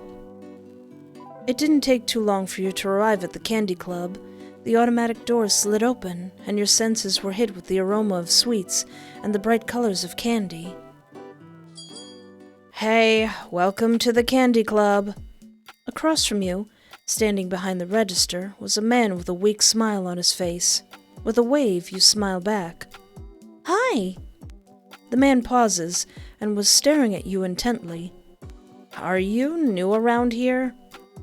Yeah, I'm actually just looking after my grandma's house, not too far away from here. How'd you know I was new? Well, everyone sorta knows everyone in this town. Oh, well, it's nice to meet you. What's your name? My name's Kevin. What's yours? My name's Espoir. Nice to meet you, Kevin. Cringe. Do I have enough to buy candy? There was one candy that caught your eye. It is heavily discounted, and you see that there are a lot of them in stock. Being pretty tight on money, you decide to grab a few to eat for later. Walking over to the counter, you place your items in front of Kevin. You sure you want those? Yeah, what's wrong with them? To be honest, I have no idea. Every time I ask customers what's wrong, they always give me vague answers. I just assume they don't like the taste at all. You just give him a shrug and a grin. It's all right. I'm not all that picky. Suit yourself.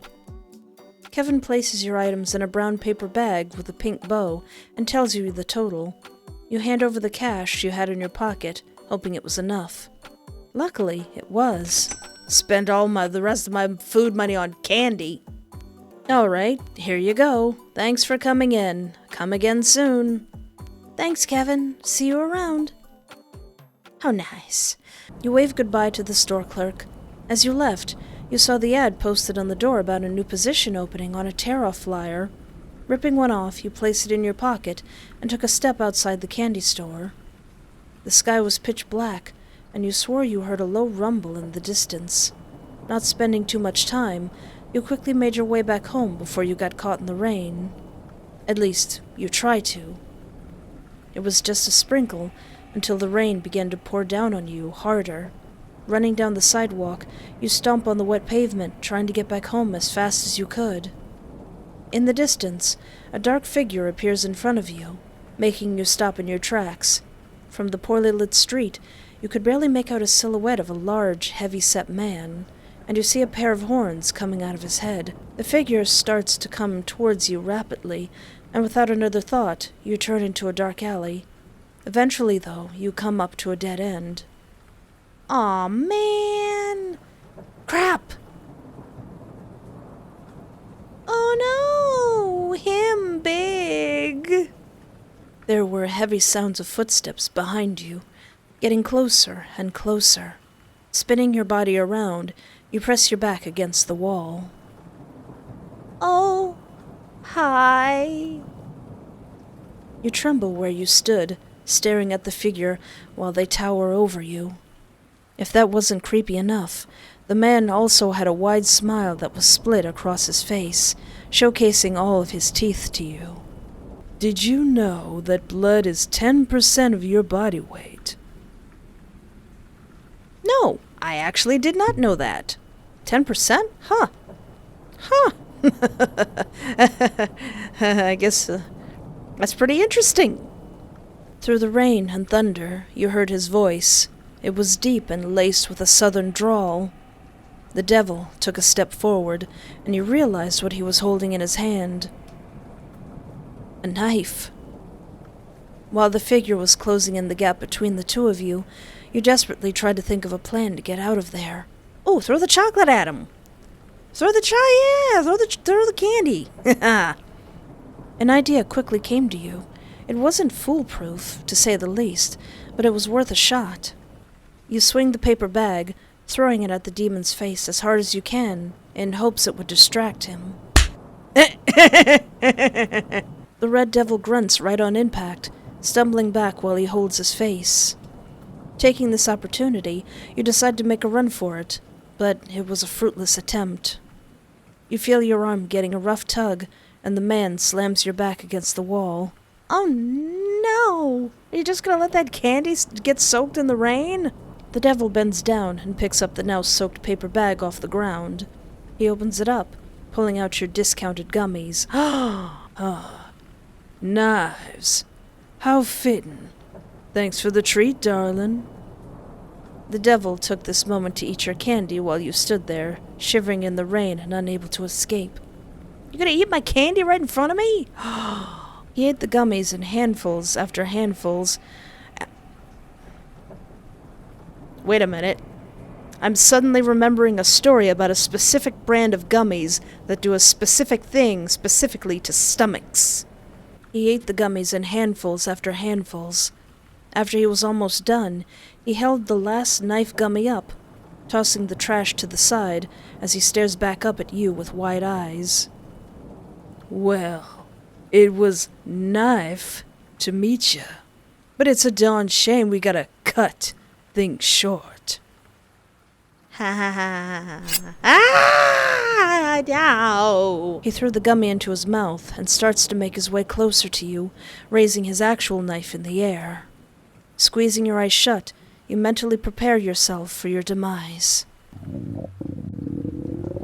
Oh no! My theory was correct. There was a deep and low rumble, and it didn't sound like it came from the storm.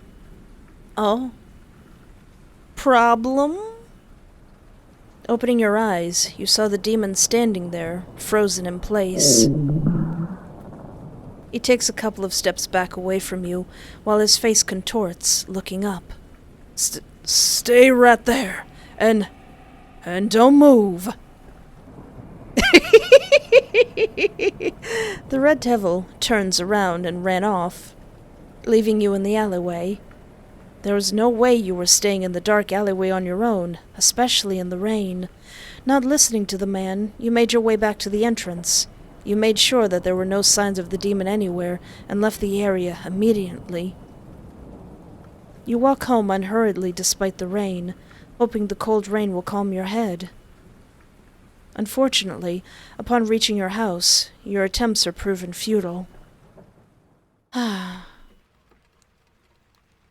What the fluff?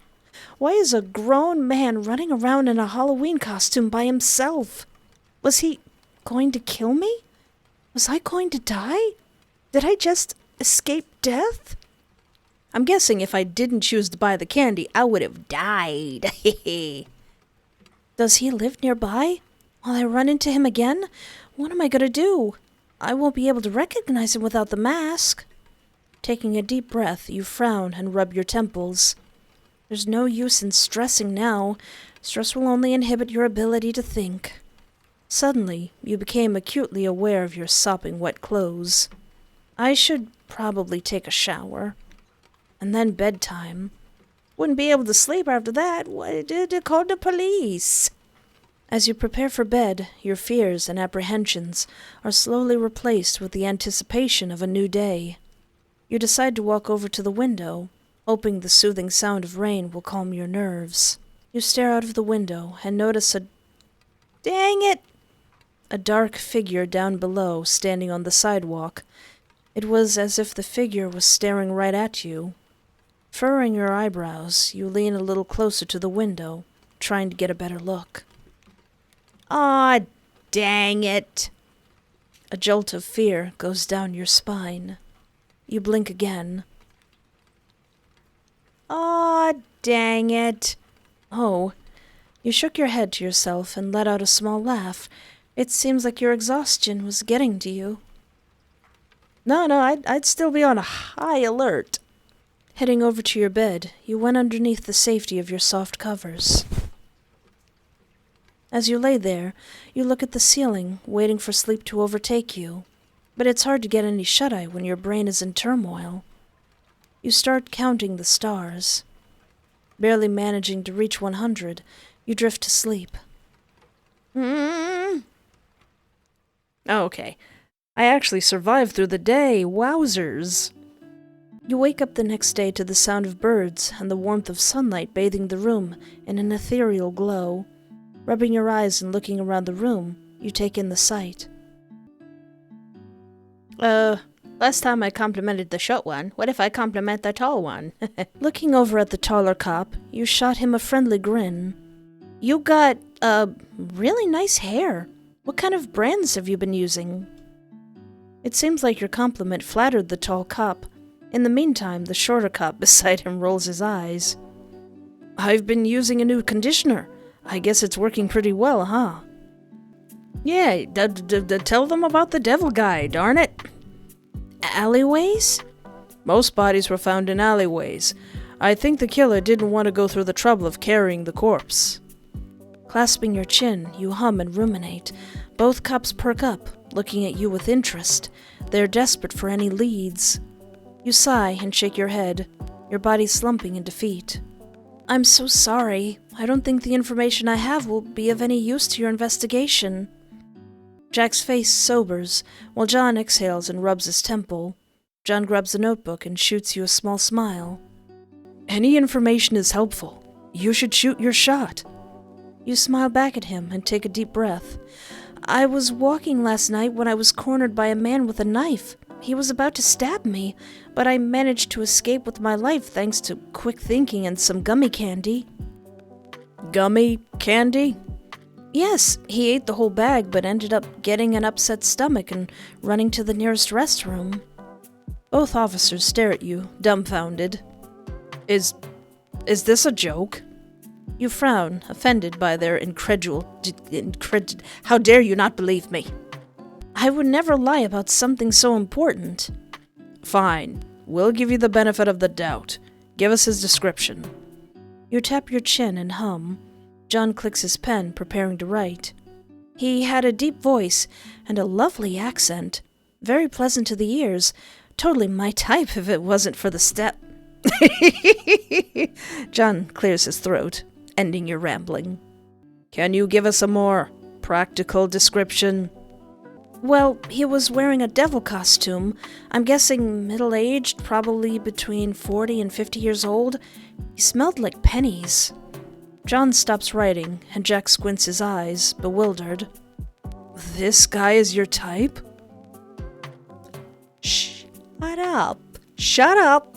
Shut your mouth. Don't say anything about my crazy list of husbands that I find attractive. Shut up. I have odd types.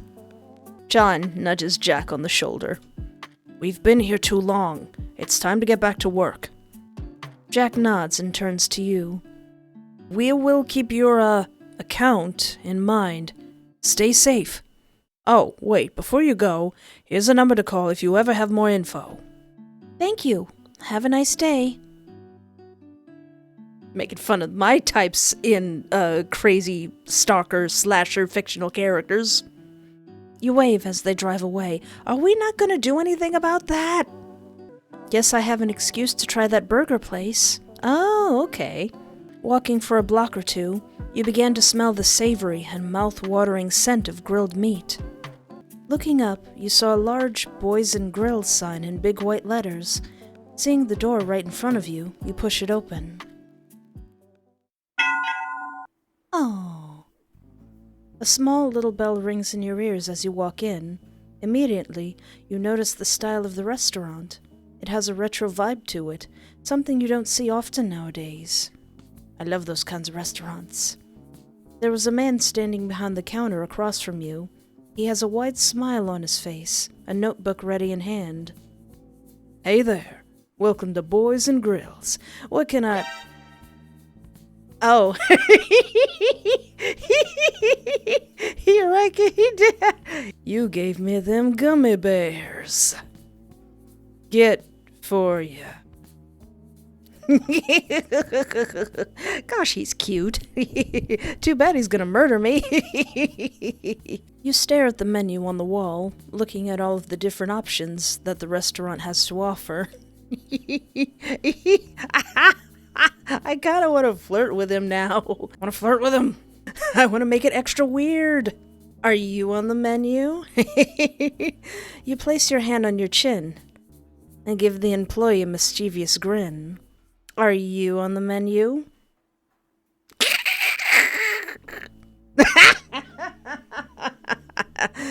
No.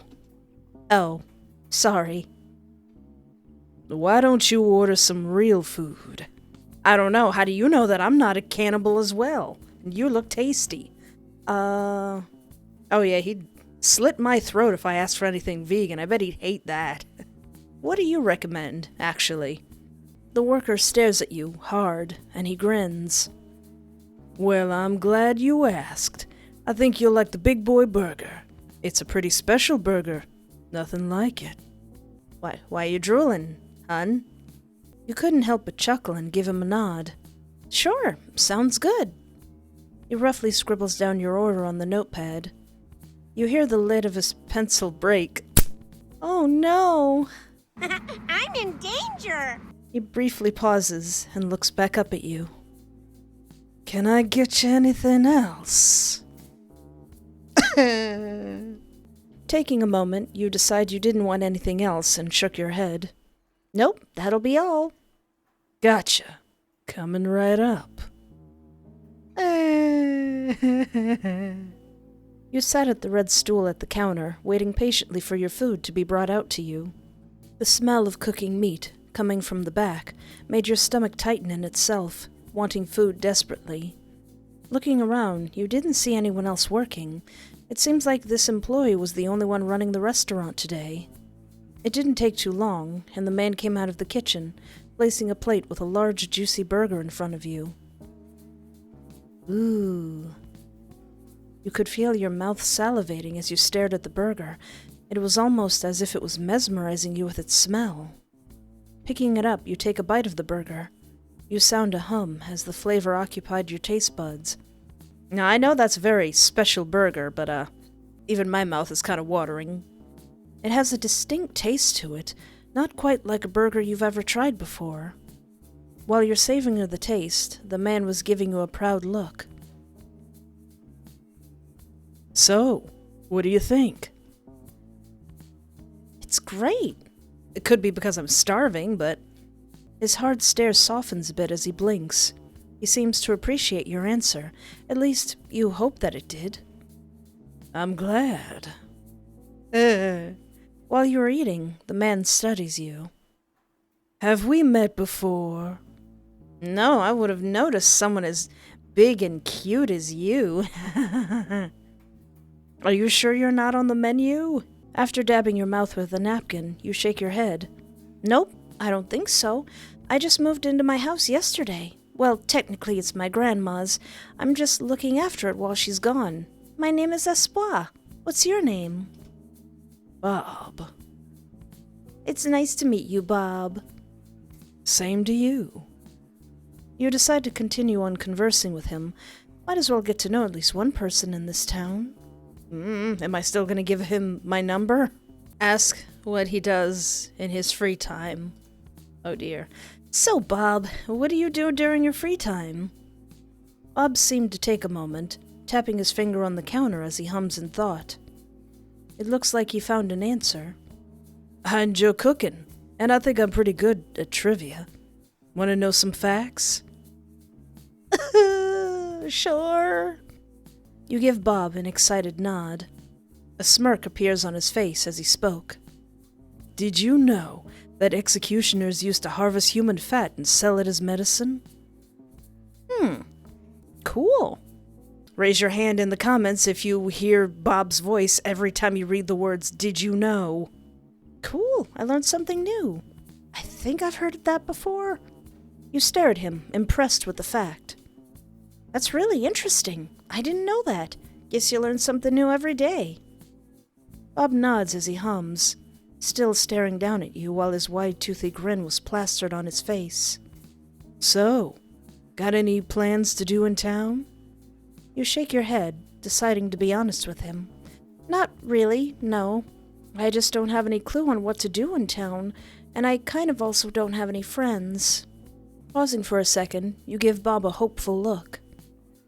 Maybe we could be friends.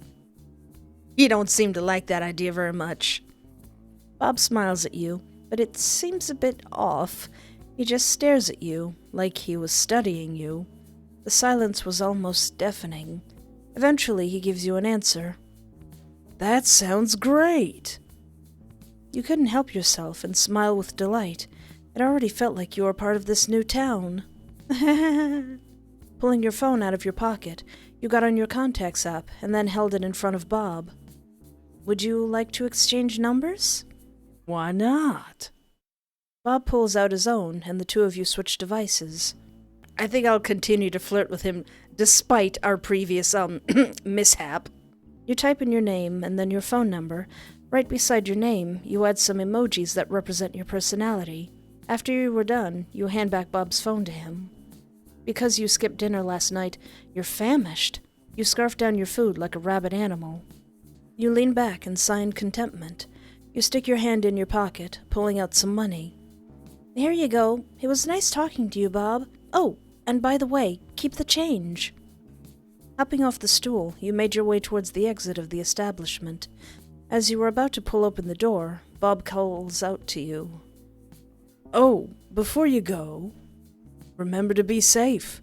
You never know who's roaming round town. He wasn't drooling this much last time. He says it with amusement, as if it's an inside joke between you both, but you fail to see the humor in the statement. Nevertheless, you shake off your unease and smile. An inside joke. Kind of feels like he's talking to me and not the naive espoir in the game. All right, I'll keep that in mind. Thanks. Espoir in the game, you should carry around like a bag of laxatives at all time that are shaped like regular food. After you give him a wave goodbye, you finally left. While you were walking home, you kept repeating what Bob said to you. In fact, it filled you with paranoia. You breathe a sigh of relief when you reach your home, struggling with your keys in a rush to open your door. You walk to your kitchen sink to wash off the burger grease from your hands. It may not have been the healthiest or most tidiest burger, but it sure was delicious. Walking through the kitchen, you are bombarded by an unholy stench emanating from the trash can. You immediately take action, dragging the trash can outside into a bin. Are we ever going to find out what that is? After taking care of the trash, you realize you should also probably head up to your room and finish unpacking. By the time you finish, it's dark out, and your body is exhausted. You sigh and get ready to sleep. Closing your eyes, you think back to the last couple of days here in this weird little town. You met some odd but interesting people along the way. While thinking back to all the people you met, there was a shiver that went up and down your spine. You weren't exactly sure why. Maybe it was just your excitement. Either way, you were looking forward to getting to know the others more and what's to come in the future as you try to enjoy your stay. Hey, I'm alive for right now. Unable to help yourself, a small smile creeps up on your face. Until then, you let your sleep finally take over you.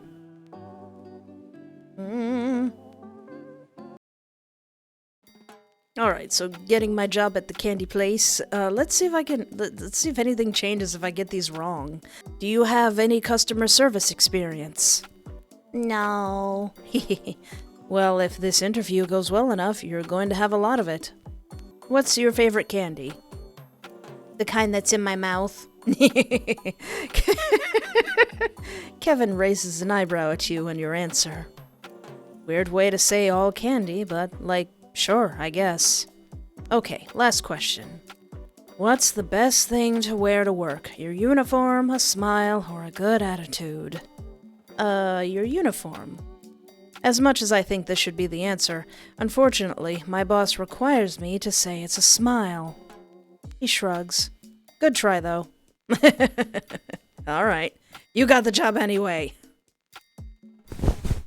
So last time I went right to work and skipped breakfast, but what if I go to the cute little coffee shop and try to get some breakfast?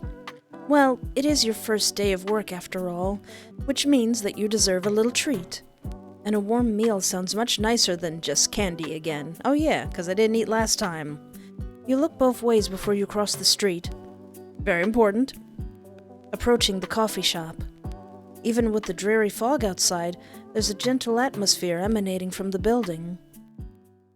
Oh, cute! And also, more candy, and also, what?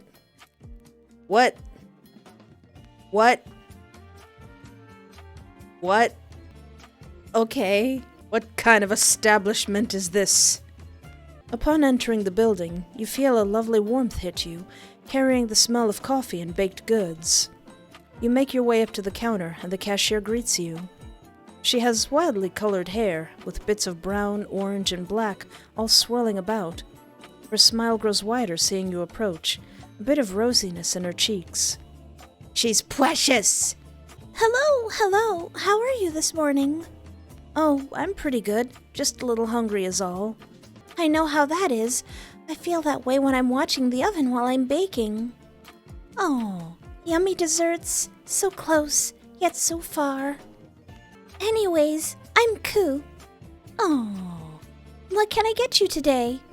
You scan over the menu, taking in everything the shop has to offer. After a few moments, you notice an item in your budget. Could I get the, smile meal? Koo nods, finagling with a tablet on a white stand. She flashes a thumbs up to you.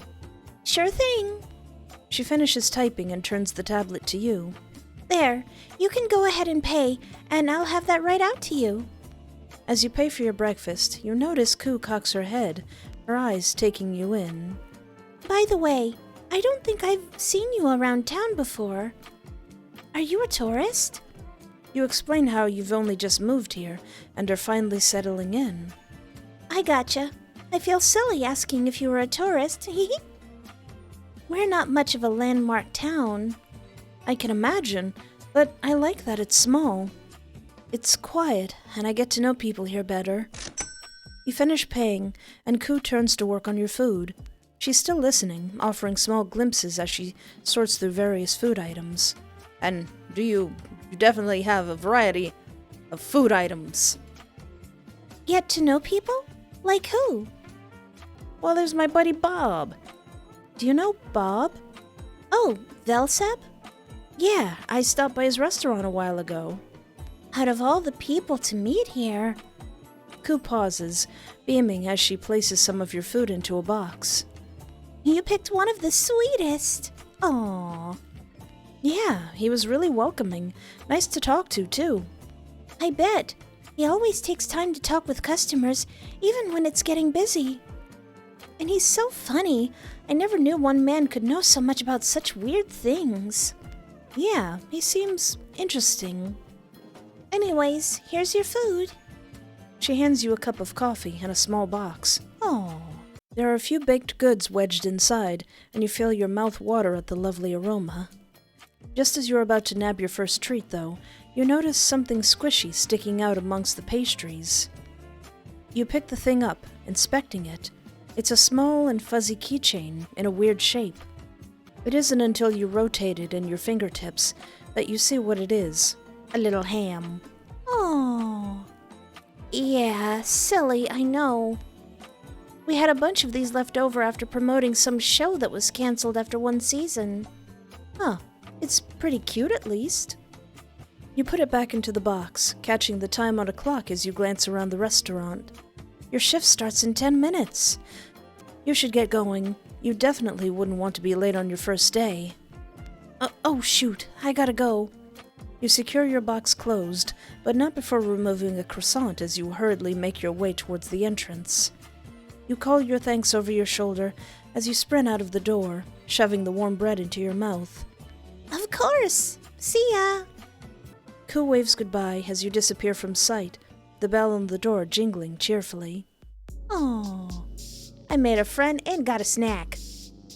As you hurry outside, nearly losing the pastry between your teeth, the gravity of only having 10 minutes sinks in. Candy Club is nearly halfway across town, and if you take the sidewalk you're on now, you definitely won't make it in time. Unless you took a few unsavory shortcuts, that is. Going back into an alley sounds nerves-wracking. Especially with that run-in with that devil guy. The second worst thing to be for work is mincemeat. The first worst thing? Late. Those cops did warn you about this kind of stuff. No dangerous unlit areas with a killer on the loose and all. Oh, please don't make me choose. Maybe it'll be safer because it's day. Maybe the killer works like a vampire.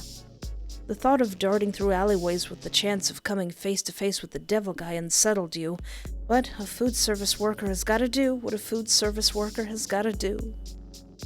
You've got this, Espoir. You mutter to yourself in a silent mantra. You quickly steel your nerves and turn into the dim area, deciding to just run your way through. Closing your eyes, you grip your breakfast tightly in your hands, braving your way through the alleyway. No one better take these sweets away from me. Ah! Get away from my donuts! As you run, however, you suddenly bump into someone. With a gasp, you open your eyes to see a flash of red fabric flutter past your vision. You whip your head around, expecting to see another knife in your face, but upon turning around, you see no one. You could have sworn someone was here a second ago, but the only thing behind you is a bucket and a mop. A rather pungent fishy smell is lingering in the air as well, making you crinkle your nose with disgust. What? Yuck! Despite your curiosity, you decide now is not the best time for investigating strange happenings in an alley. Yeah, especially with work starting so soon. Clearing your mind of the moment's weird events, you face forward once more, continuing your run to Candy Club. You finally make it to work. Yay! Adjusting your work hat and shaking off your nerves, you step inside. We made it! The sliding doors slowly wore shut behind you as you notice Kevin prying open a box. He glances up at you, his eyebrows raising. Oh, Espoir, you showed up. Yeah, of course. Why wouldn't I?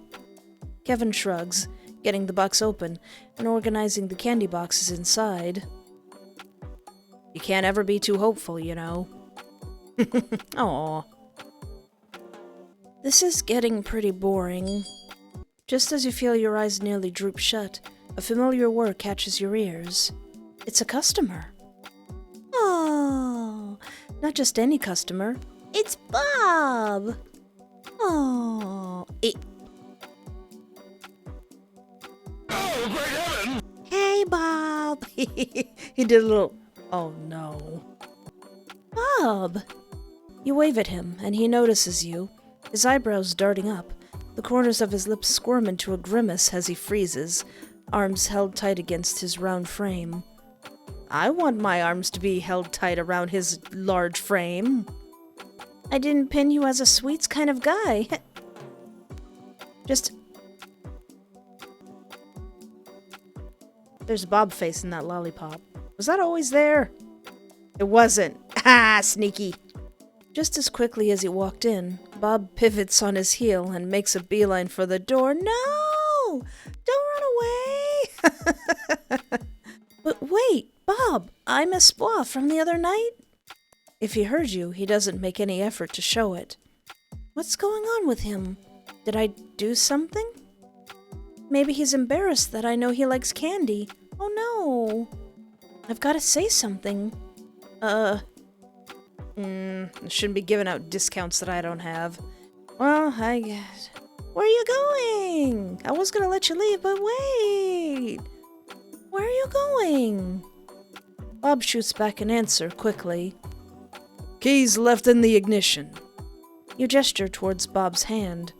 But your keys, you're holding them. Yep. Bob didn't say anything more and left you with that. You heard Kevin walk up beside you. Oh, was that Bob? You know Bob? Kevin gives you a little nod. I've seen him in here quite a lot. He's kinda... how do I say this? Odd. Isn't everyone in this town? You gasp, feeling offended for Bob. That's not very nice. I happen to think he's a great guy. He's probably just awkward. But he seems nice. I don't know. He just gives me weird vibes. The heebie-jeebies. Well, now hold on. The babies! Before you could continue on your rant, you heard the entrance to the store open. Both of your heads snap at the source of the noise, seeing two little kids giggling obnoxiously as they enter the store. No, Kevin, don't run away. Don't run. They see you now. Kevin's eyes widen, and he begins to panic, quickly grabbing your shoulders and speaking quickly in a hushed tone. Espoir, you have got to take care of them for me, please. I absolutely cannot handle them today. Just give them whatever and get them out of here. Don't leave me with the babies. You barely have time to register what he's saying before he's gone in a flash, the door to the storeroom slamming shut behind him. I know they want the gummy eyeballs, but what about the gummy bears? Your eyes then land on the jarred gummy bears on one of the brightly colored shelves. Gummy bears aren't really, well, spooky. Everyone loves them, though. I'm sure they'll calm down a little if I give them some. How about I give you guys some gummy bears? They're my personal favorite. That's not spooky at all! Come on, give us the spooky candy! Your eyes then land on the jelly-filled eyeballs stored inside one of the brightly colored silos. Oh, we have more of them because Bob wasn't in here fisting them. Into his mouth. Waving goodbye to your co-worker as you step outside the candy club, you begin to make your way back home. Although you can't help but feel a little empty, no one was waiting for you back at your place after all. Your mind suddenly takes you back to Bob, as it usually does. You wonder what he's up to. You figure he must be still working his night away. With a quick change of plans, you decide to head the other way to Boys and Grills to stop by and say hello to him, just for a bit. You reach for the front door of the establishment. As you push on it, it doesn't budge at all, because it's closed. Looking inside with your face pressed up against the glass, you try to see if Bob was inside. Your eyes scan the establishment, and there was no one there. That was until you saw the familiar man walking out from the kitchen. Bob looks up and stops where he stands, and he stares at you from the entrance of his restaurant. You wave at him, hoping he'll let you inside. So, I'm slowly kind of becoming a creepy stalker at this point. Just, hi, Bob! My best friend! He's so happy to see me. He walks up to the door, and you smile, waiting for him to let you in. Unfortunately, that wasn't what he was planning on doing at all. Oh, well, I mean, understandably, he's probably mad at me, but hey, he came at me with a knife. Bob just frowns at you, and he points at the sign that clearly reads, closed. Fuzzy ham? If you let me in, you hum in thought. What can you do to convince him to let you get inside? That's when you remembered what you got with this morning's breakfast. Oh, am I going to give him the little ham? Placing your hand in your pocket, you pull out the fuzzy ham charm and hold it up. If you let me in, I'll give you this fuzzy ham charm. You grin at him as it dangles from your hand. Bob's gaze went between you and the charm.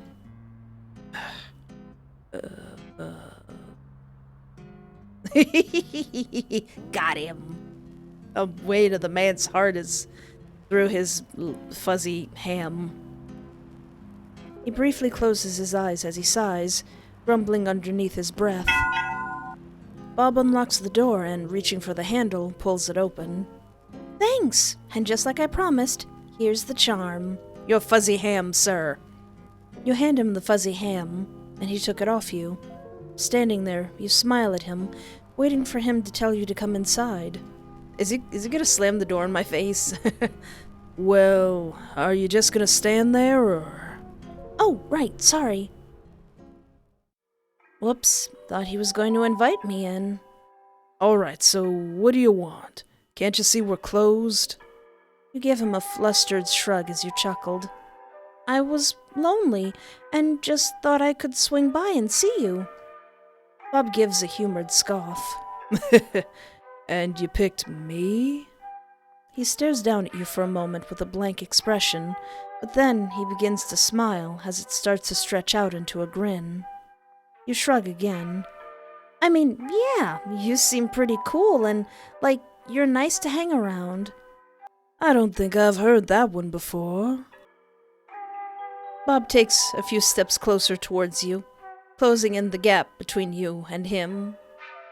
You seem like you have a lot of friends. Bob stops where he stood, and his expression falters a bit, but only just for a moment. Ah! His smile returns to his face and continues to get closer to you. Oof! Bob jerks his head up while his eyes go a little wide. Looking over your shoulder, you saw 2 policemen standing outside the entrance. Thanks, fellas! It was Jack and John, the 2 you saw not too long ago. Bob pushes you off to the side as he walks up to the 2 cops. Pulling the door open, he questions them. How can I help you 2 officers? John looks over at Jack while he chuckles and looks a bit awkward. I think I left my wallet here. Can we take a quick look? Sure. Let me give you a helping hand as well. Thank you, and sorry for the inconvenience. The faster we find my wallet, the faster we can all get back to what we were doing. That's the plan. Get back to what you're about to do to me. The 2 officers immediately begin searching around a booth. You suspect that it was where they sat earlier today. I'm not finding my wallet. Any luck? Jack shook his head. No, maybe it's... No. You start to feel a little out of place, as you just stand there while the 2 officers begin to squabble with each other over a misplaced wallet. Walking over to Bob, you are able to grab his attention. Hey, I think I'm going to head out. Bob turns his attention towards you and looks a bit upset. Are you sure you don't want to stay? You just got here. Well... Please, I insist. You're grateful for the kind gesture, but you decline anyway. Thank you, but I really should head home. Bob didn't seem very happy that you were leaving. Aw, Bob, could it be that you like me? I say in my naive, point of view. Feeling a little bad, you add a comment, hoping it'll make him feel better. I appreciate it, I really do. Thanks for letting me in and chatting with me for a bit. It was fun. You head off, but before you leave the diner, you turn around and give Bob a wave. See ya. During your journey back home, you couldn't help but feel delighted that you were able to talk to Bob, even if you didn't get to spend a lot of time with him. Aww. So if I invite Bob again, now that our relationship has kind of changed, will that do anything different? Kevin is going to be too busy with work, so it's probably best not to ask him. Besides, Bob sounds like he'd be fun to go out with. You open your messages with Bob. It would be nice to hang out with him outside of our respective workplaces. You press call on his contact as you walk outside, your phone chiming and wait. And you wait for him to pick up. Just seconds before you thought the call would go to voicemail, a familiar, gruff voice picks up. You better not deject me again, Bob. Hello? Bob, I was wondering if you want to go to the mall with me today. Bob grunts. Busy. You're a little taken aback by his sudden answer. Oh, I understand. Maybe some other time then? You offer, slightly dejected, but holding out hope. There is a bout of silence between you two before Bob speaks up. How about February 30th?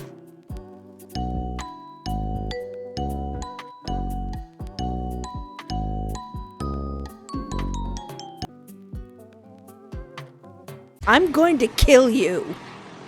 How dare you? How dare you? I'm dumb enough. I'm dumb enough to fall for that for a split second. I was just thinking, February 30th? What's so important about... There is no February 30th! You...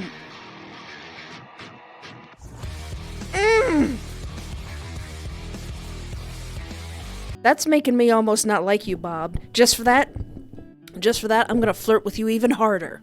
I'm gonna make you sick of me! You break out into a wide smile, trying to contain yourself. Oh, that sounds great, actually. It takes you a moment, but your brain catches up to you. All right. Hey, wait a minute. Just as you realize, the line goes dead. Why does he hate me in this playthrough so much? He came at me with a knife. It's not my fault that he stole my gummies that gave him the runs. Should have asked Kevin. Wow, Bob sure is a comical guy. Yeah, he's gonna be real funny when he's laying on the sidewalk. Yet you still can't help but feel a little dejected at the fact that you won't be able to see him today. Setting your phone back into your pocket, you felt dispirited and hurt. Not only did you get completely shut down in one of the harshest ways you could think of, but now you were going to the mall alone. Little bit of forbidden espoir lore. I actually was left when I wanted to go with someone at a mall. I asked them if they wanted to go to the mall with me, and I waited there for like 3 hours and realized that they were never coming. Wait, huh? What? What, Bob? What? Yeah, and going to the mall alone. What a bummer. You think about calling Bob back to apologize, but something tells you that would be a bad idea at this juncture. With a sigh, you begin your walk, trying to keep your spirits up with the promise of the world's okayest mall food. I'll call him back, give him some choice words. Taking in your surroundings, you look at the other miniature versions of different restaurants around you. As you turn your head to look the other way, you see someone, a man, watching you from across the food court. He looks out of place, despite seeming like he's trying to be inconspicuous. You can't help but think it just makes him seem even more suspicious. You squint your eyes, trying to focus on him.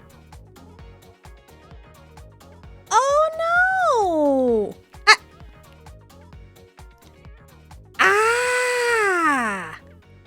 He's not eating a burger. He's staring directly at me right now. Also, I may have a type, but Bob's looking especially huggable right now. Oh no. It takes you a couple of seconds, but eventually you realize it was Bob. What are you doing here, Bob? You said you were busy. What? Before anything else can happen, the cashier calls out to help the next customer, which happens to be you. You walk up to the counter and order your food, taking small backward glances at where Bob is standing. You wait for your order to be called, and once you get it, you immediately turn to try and look at Bob again. When you do, though, you're met with an empty spot where he once was. You couldn't have hallucinated that, right? He was actually there. I can't be crazy, but it doesn't make any sense. Why chew me out like that but then show up? I'm getting the feeling that you don't like me, Bob. You feel weird for a couple of moments, torn between feeling upset or completely furious. You decide to try and confront him. Leaving the food court, you stand in the middle of the open mall. You scan the whole area, hoping to find him. He couldn't have gone that far. It takes you a couple of seconds, but through the crowd of people, you see a large man in the distance. He kind of sticks out. Badly.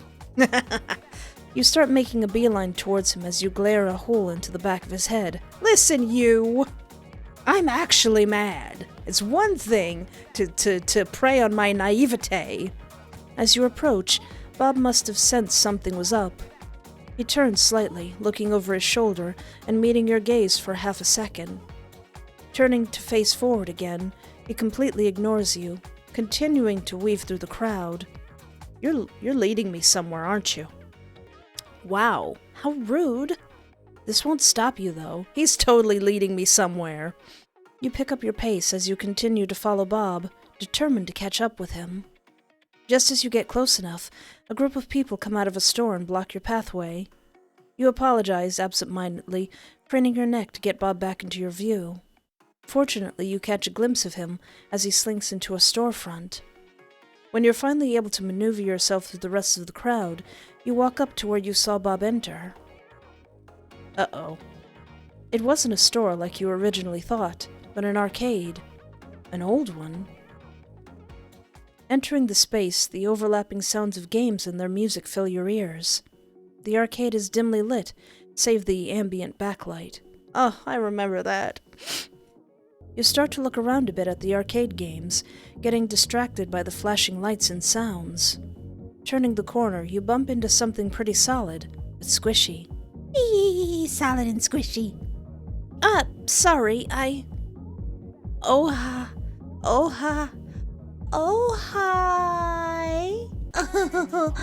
My, you're a large fellow. Your sight adjusts and you realize it was Bob who you ran into, and was looking down at you. With a frown, you begin giving him a piece of your mind. Listen here, sir. I am beyond ticked with you. How dare you? It's one thing to say that you're not going to come with me. It's another to... You may be 3 feet bigger than I am, but I will punch your knees, sir. I will bite your ankles. Your organs are like at forehead height, and I will punch you in the stomach. You! That's not nice. You know, that burger place is terrible. Bob responds simply, not acknowledging what you previously said. Huh? Bob gestures nonchalantly to the fast food bag in your hand. Did I not even... You make me chase you around this mall. And then I don't even have enough time to eat my food. Listen here, you cutie pie. You smooch boy. You soft, squishy smooch boy. You listen here. Turning your attention to it, you lift it up slightly. Oh, is it? Why do you think... You pause, realizing you fell for his misdirection. Wait. Hold on. You didn't answer my question, dude. You lied to me, man. Bob stares down at you, wordlessly, his gaze still as intense as ever. You told me you were busy. What gives? Another round of silence follows, and you realize you might not get anywhere like this. You cross your arms over your chest, daring to stare Bob down right back. Just craning my neck all the way up. You listen here, I'm not scared of you. I'll teach you a lesson. You owe me, I think. You half joke, a twinge of smugness in your voice. Bob raises an eyebrow quizzically, eyes narrowing as he hears this. And just what do you think I owe you? You pause for a moment, wondering if you could just... You should hang out with me. It's only fair. Sure. I don't know how to feel about this. But it's only... You stop. Wait. Did he just agree? Wait. Huh? You can't help but to start grinning. I don't like repeating myself. There's a slight bite behind his voice as he says this, rolling his eyes as he sees you begin to smile. Yeah, whatever. Don't make me take it back. A win is a win. Immediately looking around, you try to spot something to do together. Clicking your tongue, you look around the old arcade. In the distance, you see a photo booth. Perfect. Something that'll forever immortalize this moment. You point at it and look up at Bob. Let's take some pictures. Bob doesn't react much, but follows you to the booth. The two of you enter the tiny space. It's just big enough to fit you both. Putting some money into the machine and pressing some presets, it starts a countdown. Smile!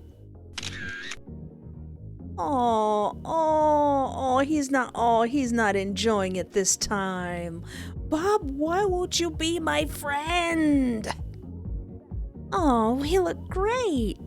The machine pops out 2 sets of photos. Oh, he's so unhappy. After you and Bob get out of the booth, you hand him one of the strips. Here, you should take one. You hand it to Bob, and he pockets it without giving it another look. The thought of him having it makes you feel warm and fuzzy. You hope he'll look at it just as fondly as you will. You're not noticing that he's grimacing in those? As you walk out of the arcade, you remember that you still have your uneaten burger in hand. Opening up the paper bag, you pull out the burger and unwrap it. Your mouth waters in anticipation, and you lift it to your mouth. Taking a big bite, you chew for only a second before your face drops. It's unbelievably dry, and you find yourself struggling to keep it in your mouth. Overall, not very pleasant. Spitting it out into the bag, you close it up, shaking your head. That tasted terrible. Bob glances at you, scoffing a small smile. Told ya. You walk up to a trash can, throwing the less than mediocre burger away. Your stomach growls as if on cue, though, and you sigh. I think I'm gonna get something else. You and Bob end up back at the food court. As you look for your next meal, your nose seems to find it before your eyes do. It smells amazing, sweet and savory at the same time. You walk towards the smell, and you come across a pretzel stand. Ah, salty sticks. That sounds great. You glance over the menu before you fully step up to the counter, Bob looming behind you. Poor Rick. An exhausted cashier tilts his head, seeing you two approach. You walk up to the stand as Bob follows close behind. I'll have the cinnamon pretzel bites, please. Rick doesn't respond and taps your order onto the register. As you fish for your wallet, he pauses and looks at you again. For an extra 50 cents, you can get another cup of pretzel bites. It's a saltastic deal. Poor Rick. Or is he just always like that? Yeah, I want you to like me, Bob. I will get Bob the extra cup. I'll get an extra cup then. What flavor? You turn to Bob, and he glances down at you. What Cinnamon. Oh. He answers plainly, not giving you room to even finish your question. He must be just as hungry as you are. You turn back to Rick, nodding. Same flavor, please. As you walk, you hold one of the cups out to Bob. Here, you should have them while they're still warm. Bob takes the cup from you, wordlessly. You two have your snack together as you walk, Bob chomping his down like popcorn while you savor each bite. With your hunger now satiated, you walk over to a nearby trash can to throw your cup away. You watch as Bob unceremoniously crushes his own cup, dropping it into the bin after yours. Oh, he doesn't try to air shoot it? Aw. Bob, why don't you like me? Be my friend! The silence starts to wear on you as you struggle to find anything meaningful to say. I take it they were good? You finished them off pretty fast. You joke with him, smiling softly. Bob turns to look at you, almost as if he'd forgotten you had been beside him. Sure they were good. Tasted better since I ain't have to pay a dime. He gives you a slight chuckle. Kinda craving something else, though. You quirk an eyebrow, curiously. Oh yeah? Like what? Why you looking at me, blood? Why you looking at me for, fam? What's that look in your beady little eyes for? Bob gives you an unreadable look for a couple of moments before responding. Bob, how do you even know I taste good? I probably taste terrible. I've got eczema. I've got, bad lungs. There's probably not enough oxygen in my meat or whatever. I don't know. I probably taste horrible. That burger I just threw away, that's probably how I taste. Forgot. But I'm sure I'll get at it later. As you look around the mall, you notice there are fewer people than before. I wonder if the place is closing soon. You pull out your phone to check the time and see it's 15 minutes from closing. Bob, we should probably... You finally notice the acute lack of Bob. Frantically scanning the mall with your eyes, you spot Bob ducking into a department store labeled Lacey's. You jog slightly to catch up to him, entering the department store and looking around briefly. Uh-oh. You spot Bob disappearing around yet another corner, and you quickly make a beeline for him. Man, this guy's fast. You call for him as you weave in and out of the aisles, confused about how he could get away from you so easily. You sigh as you suddenly become a little lost, walking through the kitchen section of the store. Bob! You start to walk past another aisle, but stop as you see Bob in your peripheral. He seems to be focused on something. You approach Bob with a slight sigh. You immediately notice Bob flipping a blade in his hands. He seems intensely focused, studying the grain of the blade and how it feels in his hands. He runs his thumb along the flat side of the knife, then lifts it, peering down the handle. You can't lie, you're curious as to what he could be looking for. If he was even looking for something. But you also want to let him have this moment to himself. What are you thinking about, buddy? You decide to go ahead and ask. What could be the harm?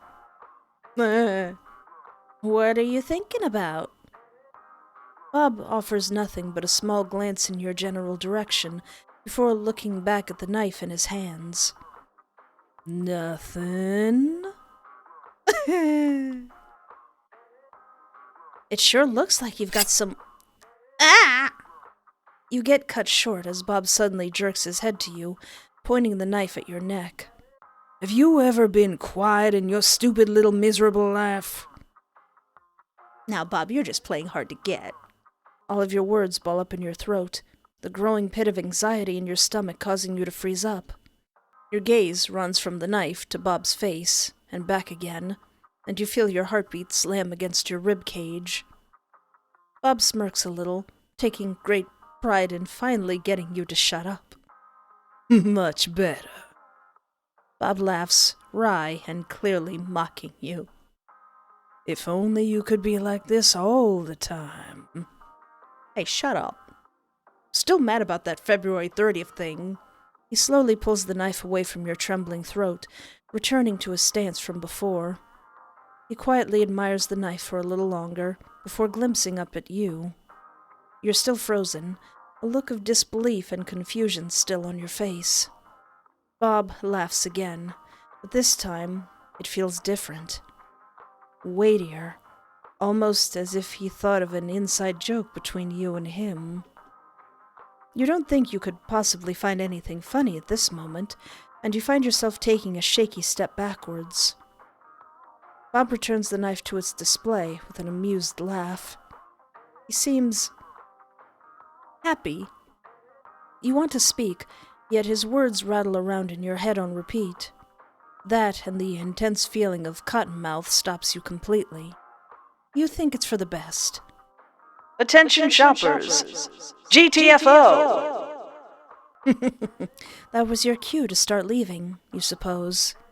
As you think it, however, you notice Bob is way ahead of you, walking to the nearest exit and leaving you to follow behind him. As you step outside, you look up towards the sky, noticing just how dark it got. A mix of rich dark blues and purples swirl above you prettily. Both the sky and the cool night air help to calm your nerves a bit, though only slightly. You keep your gaze from lingering on Bob too long. That definitely wouldn't help. You don't get to do this for long, however, before Bob suddenly speaks up. You know, I ain't never seen the color drain from someone's face so fast. He chuckles, glancing over to you. What? Huh? Bob turns to you, grinning like it was the funniest thing in the world to him. In the store, you sure are gullible. Easy to scare, too. Your brain works overtime as you stare at him, eyebrows furrowed. Listen here, you. Gullible? You echo, making Bob roar with laughter. Oh, come on. You ain't think I was serious, did you? I mean, I'd be lying if I said you don't talk too much as the day is long, but hey. He shrugs slightly, flashing you a charming smile. You have time to fix that. You mull over Bob's words, letting out a small laugh. Okay. It kinda had me going a bit. I didn't know what to think, actually. You had to admit, as far as pranks were concerned, you didn't really peg Bob to be the type to pull them. You suppose you guessed wrong. You looked a second off wetting yourself, if I'm honest. Hey, in my defense, you were really convincing. Reminds me of something. You fold your arms over your chest, feeling a little embarrassed now that you'd actually think Bob would do something like that. You're quite the actor. Bob shrugs nonchalantly. Call it a hidden talent. Bob? He offers a low grunt in response, glancing down at you. Do you want to come over tomorrow, maybe? Bob blinks at you a few times, and then he just gives you a little shrug. Sure. You smile at him, excited at the thought of Bob coming over to your place. You begin walking along the sidewalk again, but after a minute or two, you notice that Bob is still right beside you. You look up at him, pleasantly surprised. Oh, do you live this way too? Bob shrugs slightly, eyes fixed straight ahead as he walks. Something like that. Before you can get any further, however, a loud ring startles you. You look over to Bob. He digs his phone out of his pocket and squints at the caller ID. He immediately answers. Hello? You see Bob's face become increasingly more annoyed by the second as he listens to whoever's on the other end. Are you sure? Can't I just do it later? Fine. With a disgruntled sigh, Bob hangs up the call and stuffs his phone back into his pocket. He turns his attention to you, still annoyed. I got some personal matters I have to take care of. I ain't exactly gonna be going home right now. You nod slightly, figuring it must be very important if he has to leave so suddenly. It's okay, I understand. You give Bob a wave as you begin to make your way home. Good night, Bob. Oh, this is a demo, so who knows? Maybe I can make him even more mad in the full game. Probably not a great idea to make the gigantic knife-wielding cannibal mad, but I want to do that.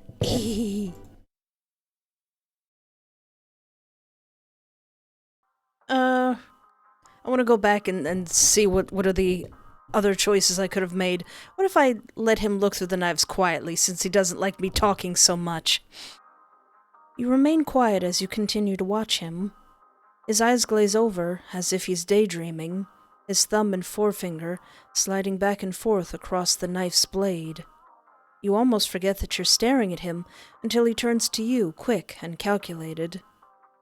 You know, these knives are real cheap.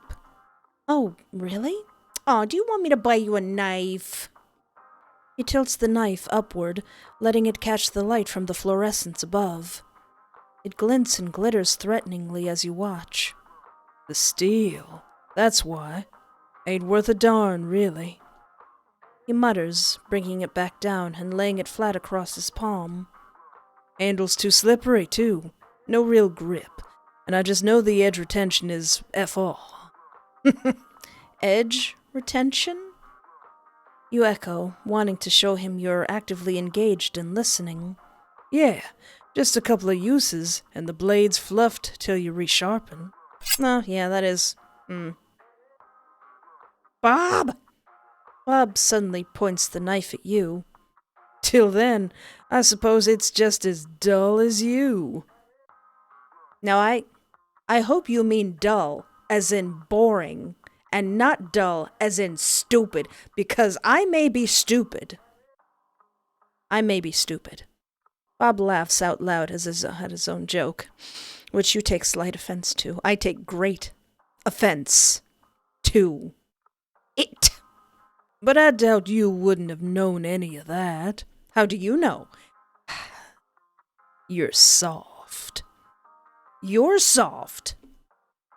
Whether or not what Bob said was true, that was rude. You make a show of frowning at him, and he just laughs again. He leans closer, narrowing his eyes at you. Oh, please. Tell me you ain't soft, Espoir. Do it. An invite. An active provocation. A challenge! Argue. Have at you! Despite his smugness, you don't back down. I don't like you assuming things about me, Bob. There's another knife.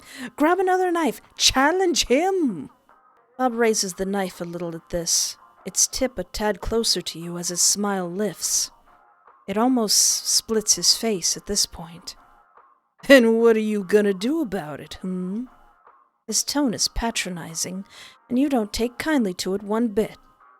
You know, you're being a real top of a rooster's head right now, right? If you think this is me being a rooster, I got some devastating news for you, Espoir. You huff loudly, about to say something else, but before you get the chance, an intercom crackles overhead, and a voice booms above your head. Attention shoppers! What the heck are you still doing here? Get out! I mean it! I will hunt you down if you are still inside this mall. That was your cue to start leaving, you suppose.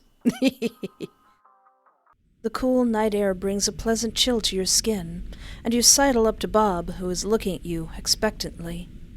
You walk out of the parking lot with him, waiting to strike up some more conversation. Man, it sure got dark quick. Time flies when you're having fun, I guess. Bob exhales in slight amusement, staring straight ahead as you both reach the sidewalk. Fun's certainly a way to put it, I reckon. Alright, I didn't invite Kevin. Does anything happen if I invite Kevin? You turn and face Kevin. It would be nice to hang out with him outside of work. Hey, Kevin? He turns his head to you, humming softly. Yeah? I was wondering if you wanted to hang out at the mall with me today. I'm getting some food and might do some window shopping. Oh, that sounds pretty fun. But I'm pretty busy. We kinda get a lot of people late at night. Kevin rubs the back of his neck. Aw. Maybe next week. Dang. Sure, that sounds good. See you Monday. See ya. You turn around and walk outside, feeling slightly dejected that Kevin couldn't tag along. Aw. Well, you could still extend the invite to Bob. Hello? He sounds a little out of breath, like he was in the middle of something. Hi, Bob. Hey, so I was wondering if you'd want to go to the mall today. I asked Kevin, but he can't hang out with me today because of work. So I figured you'd be available. For a moment, there was a long, awkward silence on the other side of the receiver. So... He starts slow and methodical, like he was gathering his words. I'm just the rebound? The guy you asked 'cause your first choice flaked? You gasp slightly, quickly trying to do some damage control. Well, shoot. That's not what I meant at all. I just meant that... Fluff and save it, Espoir. I ain't in the mood. If I wanted a load of horse crap, I'd go back to my daddy's farm. Bob, wait. I just meant that... Bob cuts you off once more, and the agitation in his voice makes you shrink into yourself a bit. Aw. Well, geez. Did I offend you? I'm busy, and I ain't one for being a second-rate sidekick you drag around 'cause your scrawny, sissy-looking coworker can't. Hey, don't you say that about Kevin. Bye. You hear the call hang up before you can say anything else, and you slowly pull your phone from your ear and stare down at it. Well, shoot. I think I hit a sore spot. That could have gone a lot better. Now, what if I don't? What if I go, nah, I don't want the... Or actually, no, it would be more of a jerk move to buy two of the things and eat them both. I'll get an extra cup then. Same flavor? Sure. Wow, so many pretzels. And they're all for me, and I'm not sharing any with Bob. Mm-hmm. Bob stares down at you, but his gaze isn't focused on your face, but on the cups in your hand. You gonna eat all that? His voice is slightly uneven, breathy. Oh, so it's more like, you gonna eat all that? That's my best deep and breathy that I can do. I'll sure as heck try. He walks alongside you for some window shopping as you snack. It's a little difficult with both of your hands full, but you make do. It also doesn't help that Bob seems to be staring at you relentlessly as you eat. In an effort to help alleviate the tension, you point out an odd toy kiosk. Look at that. Uh-huh. Don't you think they all look so silly? Bob sneers at you. I think you're a greedy a-hole, is what I think. Well, you shouldn't have gotten mad at me when I tried to invite you to the mall, and yet you show up anyway. You pause, sputtering for a moment. But that's not what I... Well, you asked me what I think, and I think I'm right. Bob, wait, I also think this conversation is over. You fall silent after his words. Aw, did I make you mad, bro? Aw. Looking down at yourself, double fisting pretzels, you decide you aren't really hungry anymore. You shake the rest of the contents of one cup into the other, placing the full one inside of the now empty cup. Looking up at Bob meekly, you offer the cup to him. How about you have the rest? I think I'm, pretty full. Bob swipes the cup from your hand, accepting your metaphorical olive branch. He starts eating them immediately, and once again you're left in silence. Aw, he's eating so angrily. Think you can forgive me? Bob lets out a muffled laugh, his mouth still full of warm pretzels. Me? No. But you might be in my stomach's good graces. Might. Ugh. Do you want to come over tomorrow, maybe? Bob blinks at you a few times, his gaze focusing on something else, and then back on you. As fun as that would seem. He starts with a rather unconvincing tone, and you have a feeling you know where this is headed. I think I've had more than my fill of espoir for a good while. You laugh nervously, rubbing at your arm. Oh, well, maybe some other time then. Eventually. Hey, that seems like it has some promise to it. You can't wait for that eventually. You are such a sweet summer child, Espoir. Alright, what if I do agree that, yeah, I guess I'm soft, I guess. You buckle under both his gaze and words, averting your eyes down the aisle you both stood in. Yeah, you're probably right. You can't think of anything else to say, and feel your face heat up with embarrassment. You hear Bob laugh to himself, and when you look back at him, he's back to studying the knife in his hands. How are you just going to point a knife at me and then call me soft? How dare you? For once, you let the silence stretch and settle over the two of you, not wanting to embarrass yourself further. With a heavy sigh, Bob takes one last look at the knife before placing it back onto the display on the shelf. You know, silence suits you real nice-like. He smiles down at you, his voice laced with some emotion you couldn't place. You're miles more tolerable now. Even if you had something to say, you wouldn't have been able to say it, as an intercom overhead turns on and you hear a voice speak. Attention shoppers, I swear to God, if you're still in this building...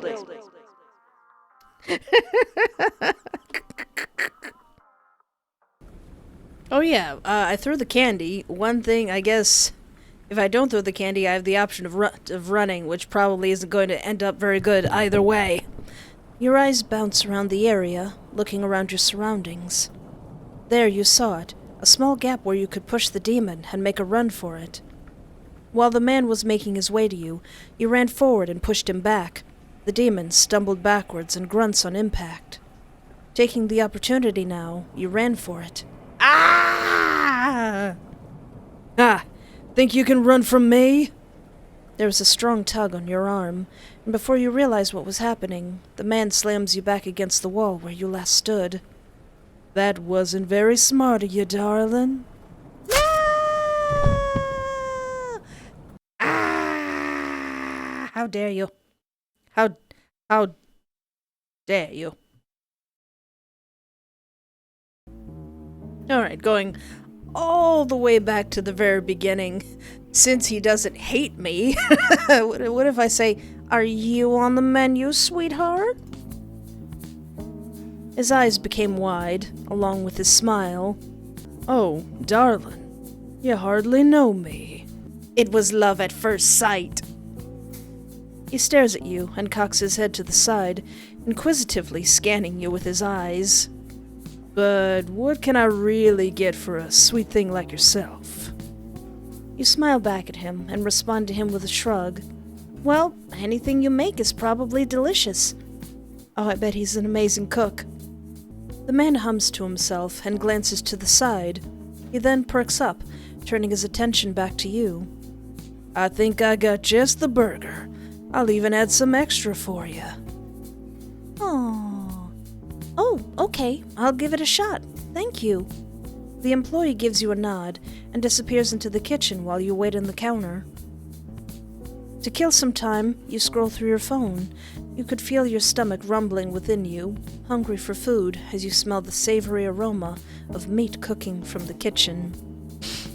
Oh man, now I want a burger.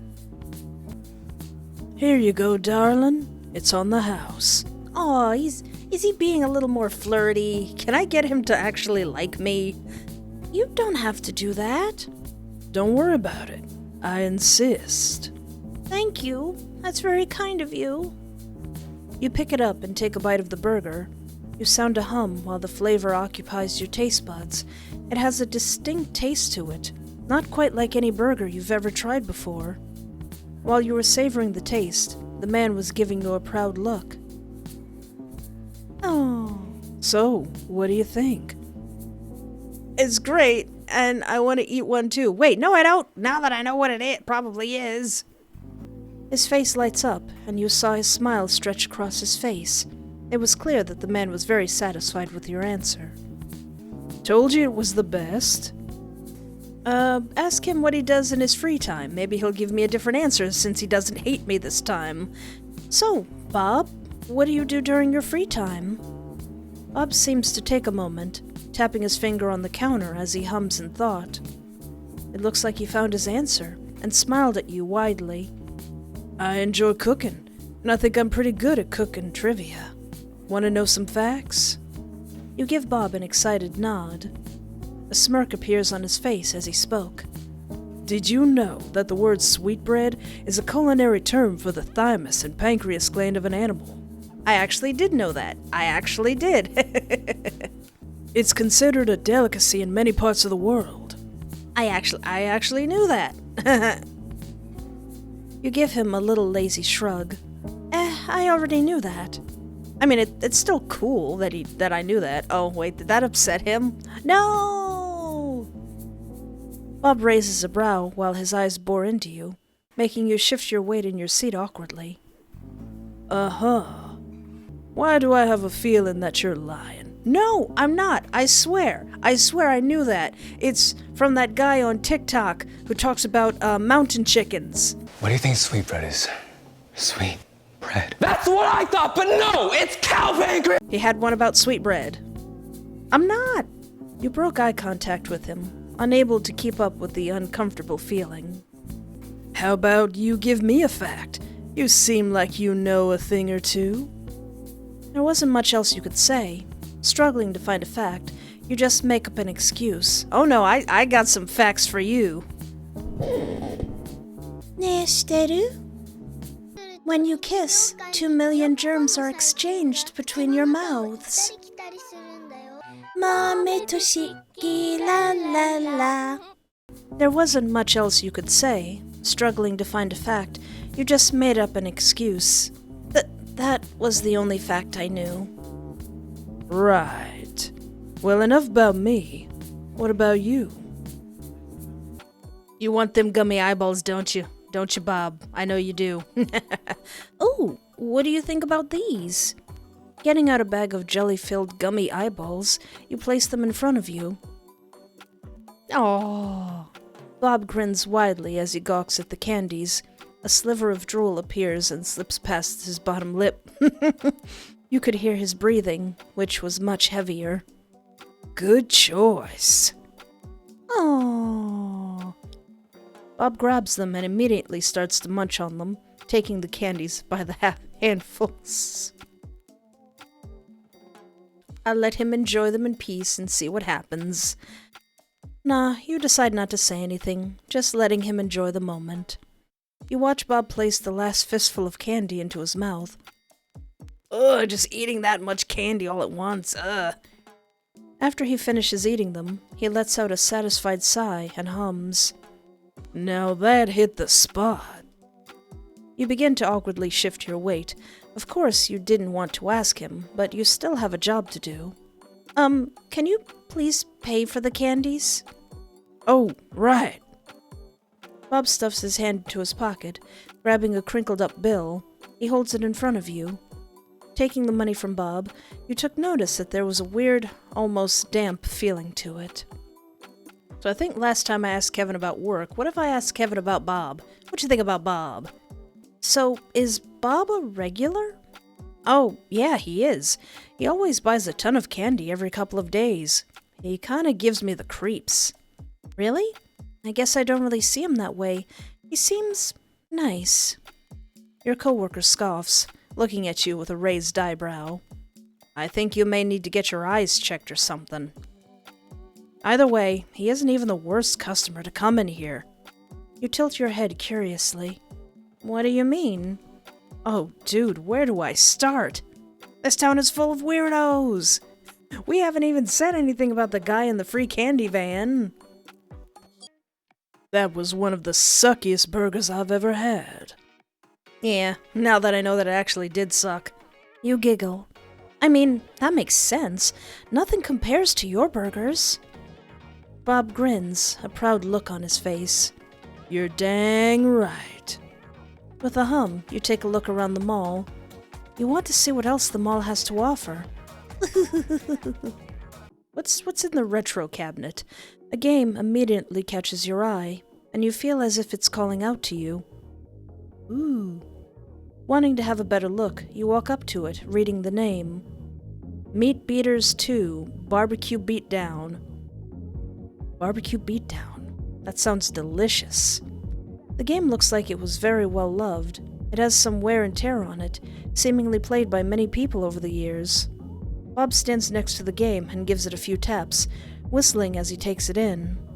Man, oh man. I used to play this thing all the time when I was younger. Digging into his pockets, he pulls out a few coins. Bob inserts them into the machine, and it whirs to life, blaring out music and some sound effects. He looks over at you with a small smirk on his face. Not to toot my own horn, but I always got the highest score on it. Never had anyone else ever beat me. You coo in awe, impressed by his achievement. I could make a whole bunch of jokes here, but I'm not gonna. Not gonna. Resisting the urge. Now watch and learn from a pro, you hear? Ready. Cute. Fight. He turns his attention towards the machine's screen and presses the red button. The game begins. Bob plays the game with intensity, speed, and precision, seemingly in control of every minute move.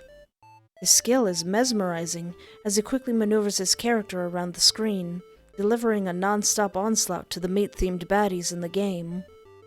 You stand there and watch in awe as Bob shows you his expertise with the game. Oh. Eventually, after some time, He reaches the final boss, landing the final blow. His score fills the screen. Bob wipes some sweat off of his forehead with the back of his wrist. Phew, still got it. Muscle memory, baby. You look away from the screen, eyebrows raised in awe. You're really good at beating that meat. Espoir, don't do it. Don't make the joke. We could make it. We're not gonna. You notice how Bob puffs up his chest with pride as he smiles at you. Once a meat beater, always a meat beater. Stop! I'm trying real hard. Aw, Skid and Pump got the exact same score. Aw. Rick, you got that score on purpose. He says proudly, entering his name to log his score on the scoreboard. Looking at the screen, you see Bob's name up at the top, taking first place. Oh, I want to give it a go. I want to stink in front of him. Oh wait, am I going to get a higher score and I get the 9 that he wanted? Oof. Turning your attention back to Bob, you look at him straight in the eyes. I'm gonna beat that meat. Stop! You take Bob's place and he watches you with amusement. You can try, but it ain't an easy game, especially for beginners like you. I know my way around. I played Dark Souls, dude. Who are you talking to? I played Bloodborne. You insert some quarters into the machine, and it boots up like last time. Ready. You wrap your hand around the sausage and immediately get to work. Mashing the buttons quickly, you begin to launch an assault on the incoming enemies. All of your focus quickly pours into the game as you beat the meat, and you furrow your eyebrows with intense concentration.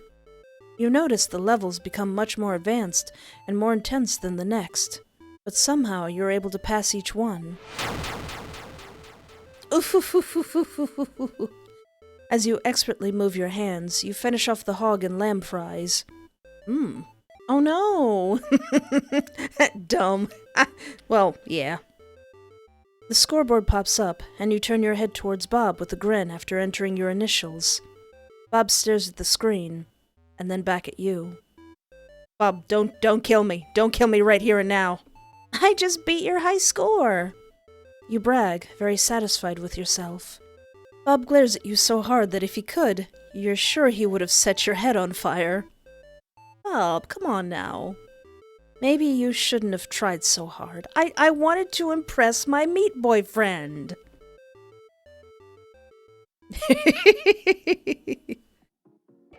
Oh, we had a good time. I just want Bob to be my friend, and then eventually my boyfriend, and then my husband. Well, that was Fappable Cannibal, and I'm pretty sure this is still in demo form, still being worked on, and it is for an audience of 18 and older.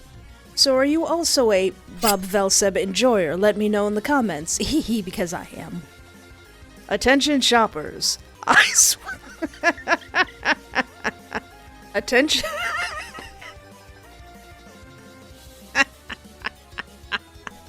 Just making this announcer progressively more angry that you're still in the mall. Attention. Dang it. Attention shoppers. I swear to God, if you are still in here. Dang it. I can't even get it off. Attention shoppers. I swear to God, if you're still in this building.